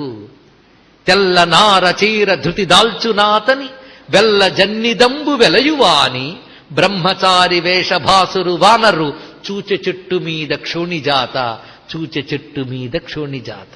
పరమ బుద్ధిమంతు బహుభీకరాకారు పరమసత్వమూర్తి పరమశూరు పరమమౌని మరియు పరమవాగ్మి. ఆయన పరమవాగ్మి మరియు పరమ మౌనాకారు. ఇంతసేపు మాట్లాడింది ఈయనేనా అన్నట్టు మౌనంగా ఉన్నట్టు దక్షిణామూర్తిలాగా. అందుకు పరమ మౌని మరియు అది మౌనాకారుడు వాగ్మి రెండు ఆయనే. అదేవిధంగా బుద్ధిమంతుడు పరాక్రమవంతుడు, సౌమ్యుడు శూరుడు, ఆ రెండూ కూడా ఆయన దగ్గర కనబడుతున్నాయట. అలా కూర్చుని చెట్టు మీద చూసింది తల్లి స్వామివారిని. ఎంత అందంగా ఉన్నాడు. కంచనభరణ అది విరాజ సువేష. కంచన వర్ణంతో ప్రకాశించడమే కాకుండా సువేషం, చక్కని వేషం ధరించి ఉన్నట్ట. ఆ వేషంలో కిరీటము, కుండలములు, అద్భుతమైన వస్త్రము, ఆభరణములు, ఇవన్నీ సువేషము అంటే మంగళకరమైన వేషము దాల్చి ఉన్నాడు స్వామివారు. కానన కుండల కుంచిత కేశ. ఇది అద్భుతమైన మాట అండి. ఈ కాన్ అంటే చెవి, కానన్ కుండల్ అంటే చెవికి పెట్టుకున్న కుండలములు అని అర్థం. ఈ కుండలములు చాలా ముఖ్యమైన అంశం. ఇది కుండలాలతో ఉన్న ముఖం ధ్యానించేటప్పుడు సుబ్రహ్మణ్య స్వామిని హనుమంతుడిని చెప్తారు. ఇక్కడ చూడండి, సుబ్రహ్మణ్య స్వామి కుండలాల్ని వర్ణిస్తూ శాస్త్రంలో మాట ఉన్నది. ఉమాకోమల హస్తాబ్జ సంభావిత లలాటికం హిరణ్య కుండలం వందే కుమారం పుష్కరస్రజం. పార్వతీదేవి ఒళ్ళో పెట్టుకున్న సుబ్రహ్మణ్య స్వామిని ఆ తల నిమురుతోందిటండి. ఆ తల నిమురుతో ముంగురులు నిమురుతూ ఉంటే ఆ మెరిసిపోతున్న కుండలాలతో ఉన్న సుబ్రహ్మణ్యుడికి నమస్కారము అన్నారు. ఇది బ్రహ్మచారి అయినటువంటి వాడికి కుండలములు అంత ప్రధానముగా చెప్తున్నారు. ఆ కుండలములతో ప్రకాశిస్తున్నాడు. అందుకే బ్రహ్మచారి లక్షణంలో కుండలాలు ప్రధానం గనక ఆ కుండలాలతో ఉన్నటువంటి హనుమంతుని చెప్పడంలో ఆ బ్రహ్మచర్య తేజస్సుని చూపించడం ఇందులో ఉన్న ప్రత్యేకత. అందుకే కానన్న కుండలు కుంచిత కేశ. జుట్టు అంత అందమైన జుట్టు తెలుసు స్వామివారిది. అది వంకీలు తిరిగి చక్కగా ముడుచుకుని ఉందిట అద్భుతంగా. ఆ వంకీలు తిరిగినటువంటి జుట్టుతో ఉన్నాడు. ఎంత అందంగా వర్ణించాడంటే చూసిన వాడు మాత్రమే చెప్పగలండి. అందుకు తులసీదాస్ చూశాడు గనుకనే ఈ మాట అనగలిగాడు. పై ఇక్కడే కాదు, అనేక చోట్ల తన యొక్క రామచరిత మానసలో కూడా కనక బర్ణ తన తేజ విరాజ మానహ అపర గిరింహ కరరాజా అంటాడు. ఇక్కడ ఆయన ఎలా ఉన్నాడంటే మహేంద్ర పర్వతం మీద హనుమంతుడు నిలబడ్డప్పుడు మహేంద్ర పర్వతం మీద మేరు పర్వతం ఉందా అన్నట్టున్నట్టు ఆంజనేయ స్వామి. మేరు పర్వతం అంటే బంగారు కొండ, అందుకే అలా ఉన్నదా అన్నట్టున్నాడు. కనక భూధరాకార శరీరా సమర భయంకర అతి బలబీరా అంటాడు రామచరిత మానస సుందరకాండలో ఆయన. అలాగే వినయ పత్రికలో జాతరూపాచలాకార విగ్రహ అన్నాడు. జాతరూప అంటే బంగారం, బంగారం లాంటి పర్వతదేహం కలవాడా అని. స్వర్ణ శైల సంకాస్ కోటి రవి తరుణ తేజఘన్ అని హనుమాన్ బాహుక్కులు అంటాడు. నేను ఈ మాటలు ఎందుకు చెప్తున్నానంటే అవి మంత్రాక్షరాలు, చెవిని పడితే రక్షణ లభిస్తుందని చెప్పడం జరుగుతున్నది. పైగా సుబేశ వేషం వేయడంలో ఆంజనేయ స్వామి ఎంత గొప్పగా ఉంటారంటే వాల్మీకి వర్ణిస్తాడండి. ఆయన సుగ్రీవో హనుమాంశ్చైవ మహేంద్ర సదృశద్యుతి స్నాతో దివ్య నిభై వస్త్రై జగ్మతు శుభ కుండలౌ అది వర్ణించారు ఇక్కడ. హనుమంతుడు స్నానం చేసుకుని శుద్ధమైన వస్త్రాలు పట్టుకుని కుండలములతో ప్రకాశిస్తూ వచ్చేట. ఎప్పుడు అయోధ్యకి రామచంద్రమూర్తి తిరిగి వెళ్ళిన తర్వాత పట్టాభిషేక సమయంలో సరయూ నదిలో స్నానం చేసి మంచి వస్త్రములు ధరించుకుని వేషం వేసుకుని కుండలాలు వేసుకుని సభకు వచ్చేట ఆంజనేయ స్వామి వారు. అలాగా కుండలములతో అందమైన వేషంతో వచ్చినవాడు అన్నారు. అందుకే కానన్న కుండల. ఇక్కడ మంత్రశాస్త్రంలో స్వామివారిని వర్ణిస్తూ పద్మరాగ కృత మండల త్విష పాటలీకృత కపోల మండలం. అసలు ఎర్రని బుగ్గలండి, ఈ బంగారు కొండలాలు దానిలో ప్రతిఫలిస్తున్నాయటండి. అలా వర్ణిస్తున్నారు ఇక్కడ. ఆ ఎరుపు బంగారం కలిసి ఒక అందంగా కనబడుతుంది. ఇలాంటి స్వామి ఎక్కడున్నా అంటే దివ్యగేహ కదలీవనాంతరే భావయామి పవమాన నందనం. అరటి చెట్ల తోటలో కుండలములతో ప్రకాశిస్తున్న ఎర్రని మొహంతో బంగారు శరీరంతో ఉన్న స్వామివారిని ధ్యానించడం అనే విషయాన్ని ఇక్కడ చెప్తున్నారు. అందుకే వజ్రాంగ పింగకేశాఢ్యం స్వర్ణకుండల మండితం నియుద్ధ కర్మకుశలం పారావార పరాక్రమం తప్త చామీకరనిభం భిఘ్నం సంవిహితాంజలిం చలత్కుండల దీపాస్యం పద్మాక్షం మారుతిం స్మరేత్. ఇక్కడ మీరు శ్రద్ధగా వినుంటే 3 రకాల హనుమన్ మంత్రమూర్తులు వచ్చారు ఇవాళ. అందుకే పట్టుకోవాలి, కథ కాదు. ఎలాంటి మూర్తులు వచ్చారు చూడండి. కల్పవృక్షం కింద కూర్చున్న బంగారు కొండ, కదళీవన మధ్యంలో కూర్చున్నాడు, అక్కడ కూడా కొండలాలు శరీరం అదే. అరటి తోటల నడుమ ఆంజనేయ స్వామిని ధ్యానించడం ఒక గొప్ప విధానం అండి. ఒక్కసారి అరటి తోట నడుములో ఆంజనేయ స్వామిని పూజ చేస్తేట కొన్ని వేల హనుమత్ పూజలు చేసిన ఫలితం ఒక్క పూజకి ఇస్తాట స్వామివారు ఇక్కడ. అది కదలీవన మధ్యంలో పూజ అంటే అది గంధమాదన పర్వతం వద్ద దివ్య కదలీవనములు ఉన్నాయి, దాని మధ్యలో ఉంటాడు స్వామి. అక్కడే దర్శనం ఇచ్చాడు భీమసేనుడికి కూడా. ఆయన అక్కడ ఇప్పటికీ స్వామి అక్కడ భాషిస్తూనే ఉంటాడు, తలచుకుంటే ఇక్కడ కూడా కనబడుతూ ఉంటాడు మనకి. అందుకే దివ్యగేహ కదలీవనాంతరే. ఇంకో మాట ఇక్కడ చెప్తున్నారు, అక్కడ కూర్చున్న మూర్తి ఒక రకమైన మూర్తి, మరొక మూర్తిని 2 చేతులు దోయిలించి ఆనందాశ్రువులు రాల్చుతున్న ఆంజనేయ స్వామిని ధ్యానించమన్నారు. ఒక ఆయన అన్నాడు, ఏమంటే అభయాంజనేయుడిని చూస్తే బాగుంటుంది కానీ మాకు దాసాంజనేయుడిని చూస్తుంటే అదోలా అనిపిస్తుందండి అన్నాడు. ఏమిటంటే మేము వెళ్తే మాకు కూడా దండం పెడుతున్నట్టు కనబడతాడు ఆయన. ఎవరు చూస్తే వాళ్ళని దండం పెడుతున్నట్టు కనబడతాడు. ఆయనకు మనం దండం పెట్టాలి కానీ మనకు ఆయన దండం పెట్టడం ఏంటంటే పిచ్చివాడ అంతా రామమయం అని దర్శిస్తున్నాడు కనుక అందరిలో ఉన్న రాముడికి దండం పెడుతున్నాడు ఆయన. ఇది తెలుసుకోండి, ఇక్కడ సర్వం రామమయం ఆయనకి. అదే ఆయన యొక్క దర్శనం. అది దాసాంజనేయుని యొక్క వైభవం. కనుక 2 చేతులు దోయిలించి తన యొక్క శిరస్సు మీద పెట్టుకుని ఆనందాశ్రువులు రాల్చుతూ రామనామగానం చేస్తున్నటువంటి హనుమంతుడిని ధ్యానించమన్నారండి. అదే మనం చెప్తున్నాం, ఎత్ర ఎత్ర రఘునాథ కీర్తనం తత్ర తత్ర కృతమస్తకాంజలిం బాష్పవారి పరిపూర్ణలోచనం మారుతిం నమత రాక్షసాంతకం. అలా ధ్యానించమన్నారు. ఇక ఆథభద్ర ఔధ్వజాభిరాజై కాంతే ముంజ జనే ఊసాజై. ఇక్కడ చూడండి, ఆథ్ భజ్ర అంటే చేతితో వజ్రాయుధం పట్టుకున్నట్ట. ఇలాంటి ఆంజనేయుని మీరు ఎక్కడ చూశారా? అది ఎన్ని రకాల ఆంజనేయులు కనబడతారు హనుమాన్ చాలీసాలో. చదవడం కాదు, భావం తెలుసుకోండి. కనీసం వజ్రం పట్టుకున్నవాడు ఆత్సు భజ్ర, చేతిలో వజ్రాన్ని పట్టుకున్నట్టు స్వామివారు. మన గద పట్టుకున్న ఆంజనేయుడు చూస్తూ ఉంటాం, కానీ రామాయణం మొత్తం మీద ఆంజనేయుడు ఒక్క ఆయుధం పట్టుకోలేదు తెలుసా మీకు? మహా అయితే చెట్లు తీసుకొట్టాడు, రాళ్లు తీసుకొట్టాడు, చేతితోనే ఎక్కువ పని చేశాడు మహానుభావుడు. చేతితోనే మొత్తం, ఎక్కడ గద పట్టుకోలేదు మహానుభావుడు. ఇది గుర్తుపెట్టుకోండి. మరి గద ఎక్కడి నుంచి వచ్చిందండి? కనుక రామాయణంలో గద లేదు కనుక హనుమంతుడికి గద లేదు అని మరి అనొద్దు. అది అక్కడ వాడలేదు. ఆయన మంత్రమూర్తిగా గద పట్టుకున్న స్వామివారు ఉన్నారు ఇక్కడ, కనుక అదొక స్వరూపం. కానీ మరి రామాయణంలో వజ్రాయుధం పట్టుకున్నాడు మాత్రం ఉందా? ఇక్కడ ఒకటి తెలుసుకోవాల్సింది, ఆయన వజ్రాంగి కదండి, శరీరమే వజ్రం. ఇంద్రుడు స్వామి నిన్ను కొడితే నా వజ్రాయుధం పదును తగ్గిపోయింది కనుక వజ్రాయుధం నీకే సమర్పణ ఉన్నట్ట. అప్పుడు పట్టుకున్నట్ట ఆయన వజ్రాయుధాన్ని. ఒకసారి ఆ వజ్రాయుధం పట్టుకున్న ఆంజనేయ స్వామి వారు. ఇక్కడ మనం గమనించవలసిన అంశం ఏమిటంటే, ఇప్పుడు స్వామి పుట్టినప్పుడు ఎగిరాడు కదా, ఎక్కడికి? సూర్యభగవాను పైకి ఎగిరాడు. పండుని పాపం పిల్లాడండి, అమాయకంగా ఎగిరాడని. అమాయకంగా ఎగరగలరండి ఎవరైనా? సూర్యుడి వైపు ఎగరగలరా?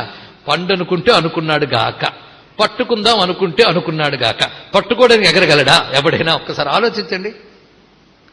అంటే శరీరంలో బాల్య సహజమైనటువంటి కుతూహలమున్నా బాల్యానికి అతీతమైన పరాక్రమం ఉంది. అది తెలుసుకోవాల్సింది. అది మామూలు పరాక్రమం కాదు, శివ పరాక్రమం, సామాన్యం కాదు. ఒక్కసారి ఎగిరెట్ట, ఆ ఎగిరి వెళ్ళిపోతున్నాడు మహానుభావుడు. సూర్యుడి దగ్గరికి వెళ్ళడం అంటే ఏమిటండి అది? ఆ వెళుతూ ఉంటే అందరూ ఆశ్చర్యపోయి, దేవతలకు అందరూ ఈయనవరండి బాబు, కొత్తగా ఈయనవా అని ఆశ్చర్యపోయి దండం పెడుతున్నట్ట. చిన్నగా వెడుతున్నాడు. ఆ వెడుతుంటే వాయుదేవుడు చూశాడు. ఆయన కదండి గమనం అంతా చూసుకుంటాడు. అబ్బాయికి ఏ బాధ లేకుండా వెనకాల ఆయన ఫాలో అవుట. వాయుదేవుడు తిన్నగా వెళ్ళిపోయాడు సూర్యమండలం దగ్గరికి, వెళ్ళి చెయ్యి వేశాడు. ఆ సూర్యుడు అనుకున్నట్ట, ఈయన పరమశివుడి తేజస్సు, లోకరక్షణ కోసం వచ్చాడు, చెయ్యి వేస్తున్నాడు, ఈయన కోసం నేను కొంచెం తగ్గుతానులే అనుకున్నట్ట. సూర్యుడు జడ పదార్థం కాదండి, ఆయన అవసరమైతే తగ్గుతాడు, అది పెద్ద విషయం. అది హనుమంతుడి కోసం కొంచెం చల్లగా ఉన్నట్టు. ఈయన హనుమంతుడు నిప్పు పట్టుకుని ఉప్పు నూదుకుంటున్నట్టు ఆయన చూసి. ఇలా కాసేపు ఈ లోపల సరిగ్గా గ్రహణ సమయం. అది రాహు తన డ్యూటీ తను చేయడానికి వచ్చేట్టు తిన్నగా. హౌస నల్లగున్నాడు, ఇదేదో నేరేడు పండేమో అని చెయ్యిపోయిపోయిట్ట. పరిగెత్తాడు రాహు అక్కడి నుంచి నిలబడలేక. పైగా తిన్నగా ఇంద్రసభకి వెళ్ళాడు. ఇదేమైనా బాగుందా అని అడిగట్టు ఇంద్రుడిని. ఎందుకంటే ముల్లోకాల్లో ఒక సిస్టమ్ డిసిప్లిన్ పెట్టావు నువ్వు. ఆ డిసిప్లిన్ ప్రకారం అన్నీ జరుగుతున్నాయి.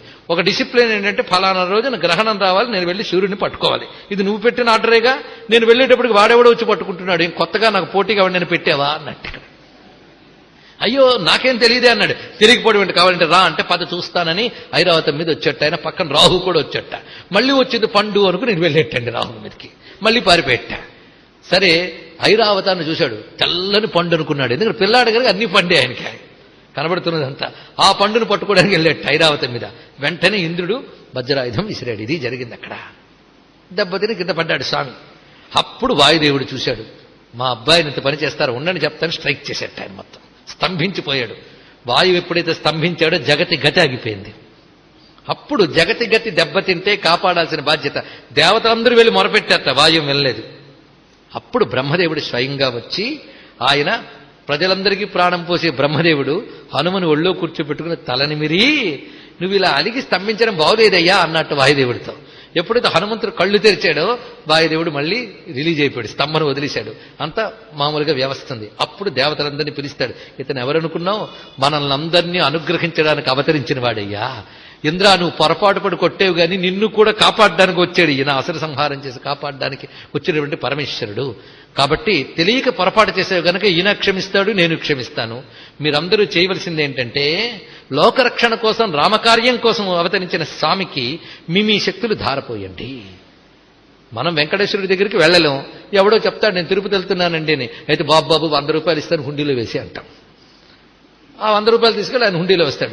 మనం 100 రూపాయల వల్లే ఆయన హుండీ తిరుపతికి వెళ్ళలేదు, గుర్తుపెట్టుకోండి. ఎలాగో వెళ్తున్నాడు, మీకు పుణ్యం ఇచ్చాడు 100 రూపాయలు వేయడానికి. అలాగే హనుమంతుడు ఎలాగో రామకార్యం కోసం అవతరించాడు కనుక రామకార్యంలో మేము ఉన్నామని పుణ్యం కోసం వాళ్ళందరూ వాళ్ళ శక్తులు హనుమంతుడికి ధారపోశారండి. పైగా మా అస్త్రములు ఆయుధాలు ఏమీ చెయ్యవి ఎన్ని అన్నారు వాళ్ళు స్వయంగా.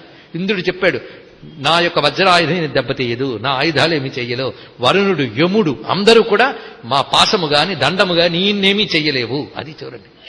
పైగా వారి శక్తాంశాలు ధారపోసేట. అంటే ఇప్పుడు హనుమంతుల్లో ఇక్కడ గమనించవలసింది సర్వదేవతాంశలు ఎలా ప్రవేశిస్తున్నాయో చూడండి, సహజమైన రుద్రాంశలు. దానికి తోడు ఇప్పుడు విశ్వకర్మ వచ్చాడు. దేవతలందరికీ ఆయుధాలు తయారు చేసేవాడు వాడు. ఆయన అన్నట్ట, నా సర్వాయుధములు కూడా ఇతన్ని రక్షిస్తాయి, ఇతన్ని ఏమీ చెయ్యవు. అందరూ అలా ధారపోసారు, సర్వం పొందాడు. అప్పుడు అయ్యాడు మహావీర విక్రము వజ్రంగి. ఇది అనమాట తెలుసుకోవాల్సింది ఆ కథకి. అప్పుడు ఆ వజ్రాయుధ సమర్పణ జరిగింది కదా, ఆ వజ్రాయుధం చేతితో పట్టుకున్నట్టు. ఇది ఆత్ వజ్ర అంటే చేతిలో వజ్రాయుధం పట్టుకున్నాడు. ఇది ఒక అర్థం అండి. ఆత్ వజ్ర అనే మాటకు మరొక అర్థం ఏంటంటే చెయ్యే వజ్రాయుధం లాంటిది. అది చెప్పడం ఇక్కడ. ఆతయే వజ్రం, హస్తమే వజ్రాయుధం. దాంతో కొట్టాడా అవతల వాడికి అంతే, చపేయటం. అలాంటి వజ్రాది చెయ్యి ఆయనకు ఆయుధం, కరాయుధం, నఖాయుధం. ఆయన చేత్తున కొడతాడని ఆత్ వజ్ర. పైగా ధ్వజ, జెండా పట్టుకున్న ఆంజనేయ స్వామి కనబడుతున్నాడు ఈయనకి. చెయ్యిలా ఎత్తి పట్టుకున్నాడు, ఇంకో చేత్తో జెండా పట్టుకున్నాడు. బంగారంలా మెరిసిపోతూ ఉన్నాడు, ఎర్రని ముఖంతో ఉన్నాడు, మందహాసం చేస్తూ ఉన్నాడు. కాంధే మూంజు జనేవు సాజై. కాంధే అంటే భుజమునకు, మూంజ్ అంటే ముంజగడ్డితో చేసిన, జనేవు అంటే జంధ్యము, యజ్ఞోపవీతము, దాన్ని సాజై ధరించి ఉన్నాడు అని అర్థం. అంటే భుజం నుంచి ముంజగడ్డితో చేసిన జంధ్యంట అది ధరించి ఉన్నాడు. అంటే బ్రహ్మచారికి లక్షణంగా ఆ గడ్డితో చేసిన పవిత్రమైనటువంటి దాన్ని ధరించి ఉన్నాడు అని చూపిస్తున్నారు భుజం నుంచి. అంటే యజ్ఞోపవీతం. ఇప్పుడు మనకు రూపం వచ్చేసింది కదా. జెండా పట్టుకున్నాడు, చెయ్యెత్తి పెట్టుకున్నాడు. ఆ చెయ్య వజ్రాయుధంలా ప్రకాశిస్తోంది. బంగారంలో ఉన్నాడు స్వామి. ఆ మూర్తిని అలా మనస్సులో పెట్టుకుని ఆ స్వామికి మంగళహారతి ఇచ్చి రేపటి రోజున మళ్ళీ సమావేశమై మిగిలినటువంటి కథను చూద్దాం. సర్వం శ్రీ హనుమచ్చరణారవిందార్పణమస్తు. మొత్తానికి హనుమాన్ చాలీసాలో మనకు ఎంత కథతో పాటు మన కనీ విని ఎరగని హనుమంతుడి మూర్తులు చూపిస్తున్నాడు లేదు స్వామివారి. అవి చూసేవారు ధన్యులు, వాటిని వినేవారు ధన్యులు. రేపటి రోజున మనం మళ్ళీ ఏ హనుమంతుడి మూర్తులు చూస్తామో నాకు తెలియదు, మీకు తెలియదు, స్వామికి తెలుసు అని ఎలా వస్తే అలా రమ్మందాం, దర్శనం చేద్దాం అందరం కలిసి. ఇక్కడ వినయంగా నేను చెప్పుకుంటున్న మాట ఏమిటంటే, ఏ పలుకు నాది కాదు, స్వామికి దండం పెట్టి కూర్చోడమే నా పని. ఆయన ఏ రూపంతో వస్తాడు. పైగా హనుమంతుడు రామకథ జరిగే చోట ఉంటాడు, రాముడు హనుమత్ కథ జరిగే చోట ఉంటాడు. కనుక ఇక్కడ రాముడు, సీతమ్మ, హనుమంతుడు ముగ్గురు ఉన్నారు. ఆ స్పృహతో ఇక్కడ కూర్చోడు అందరూ కూడా.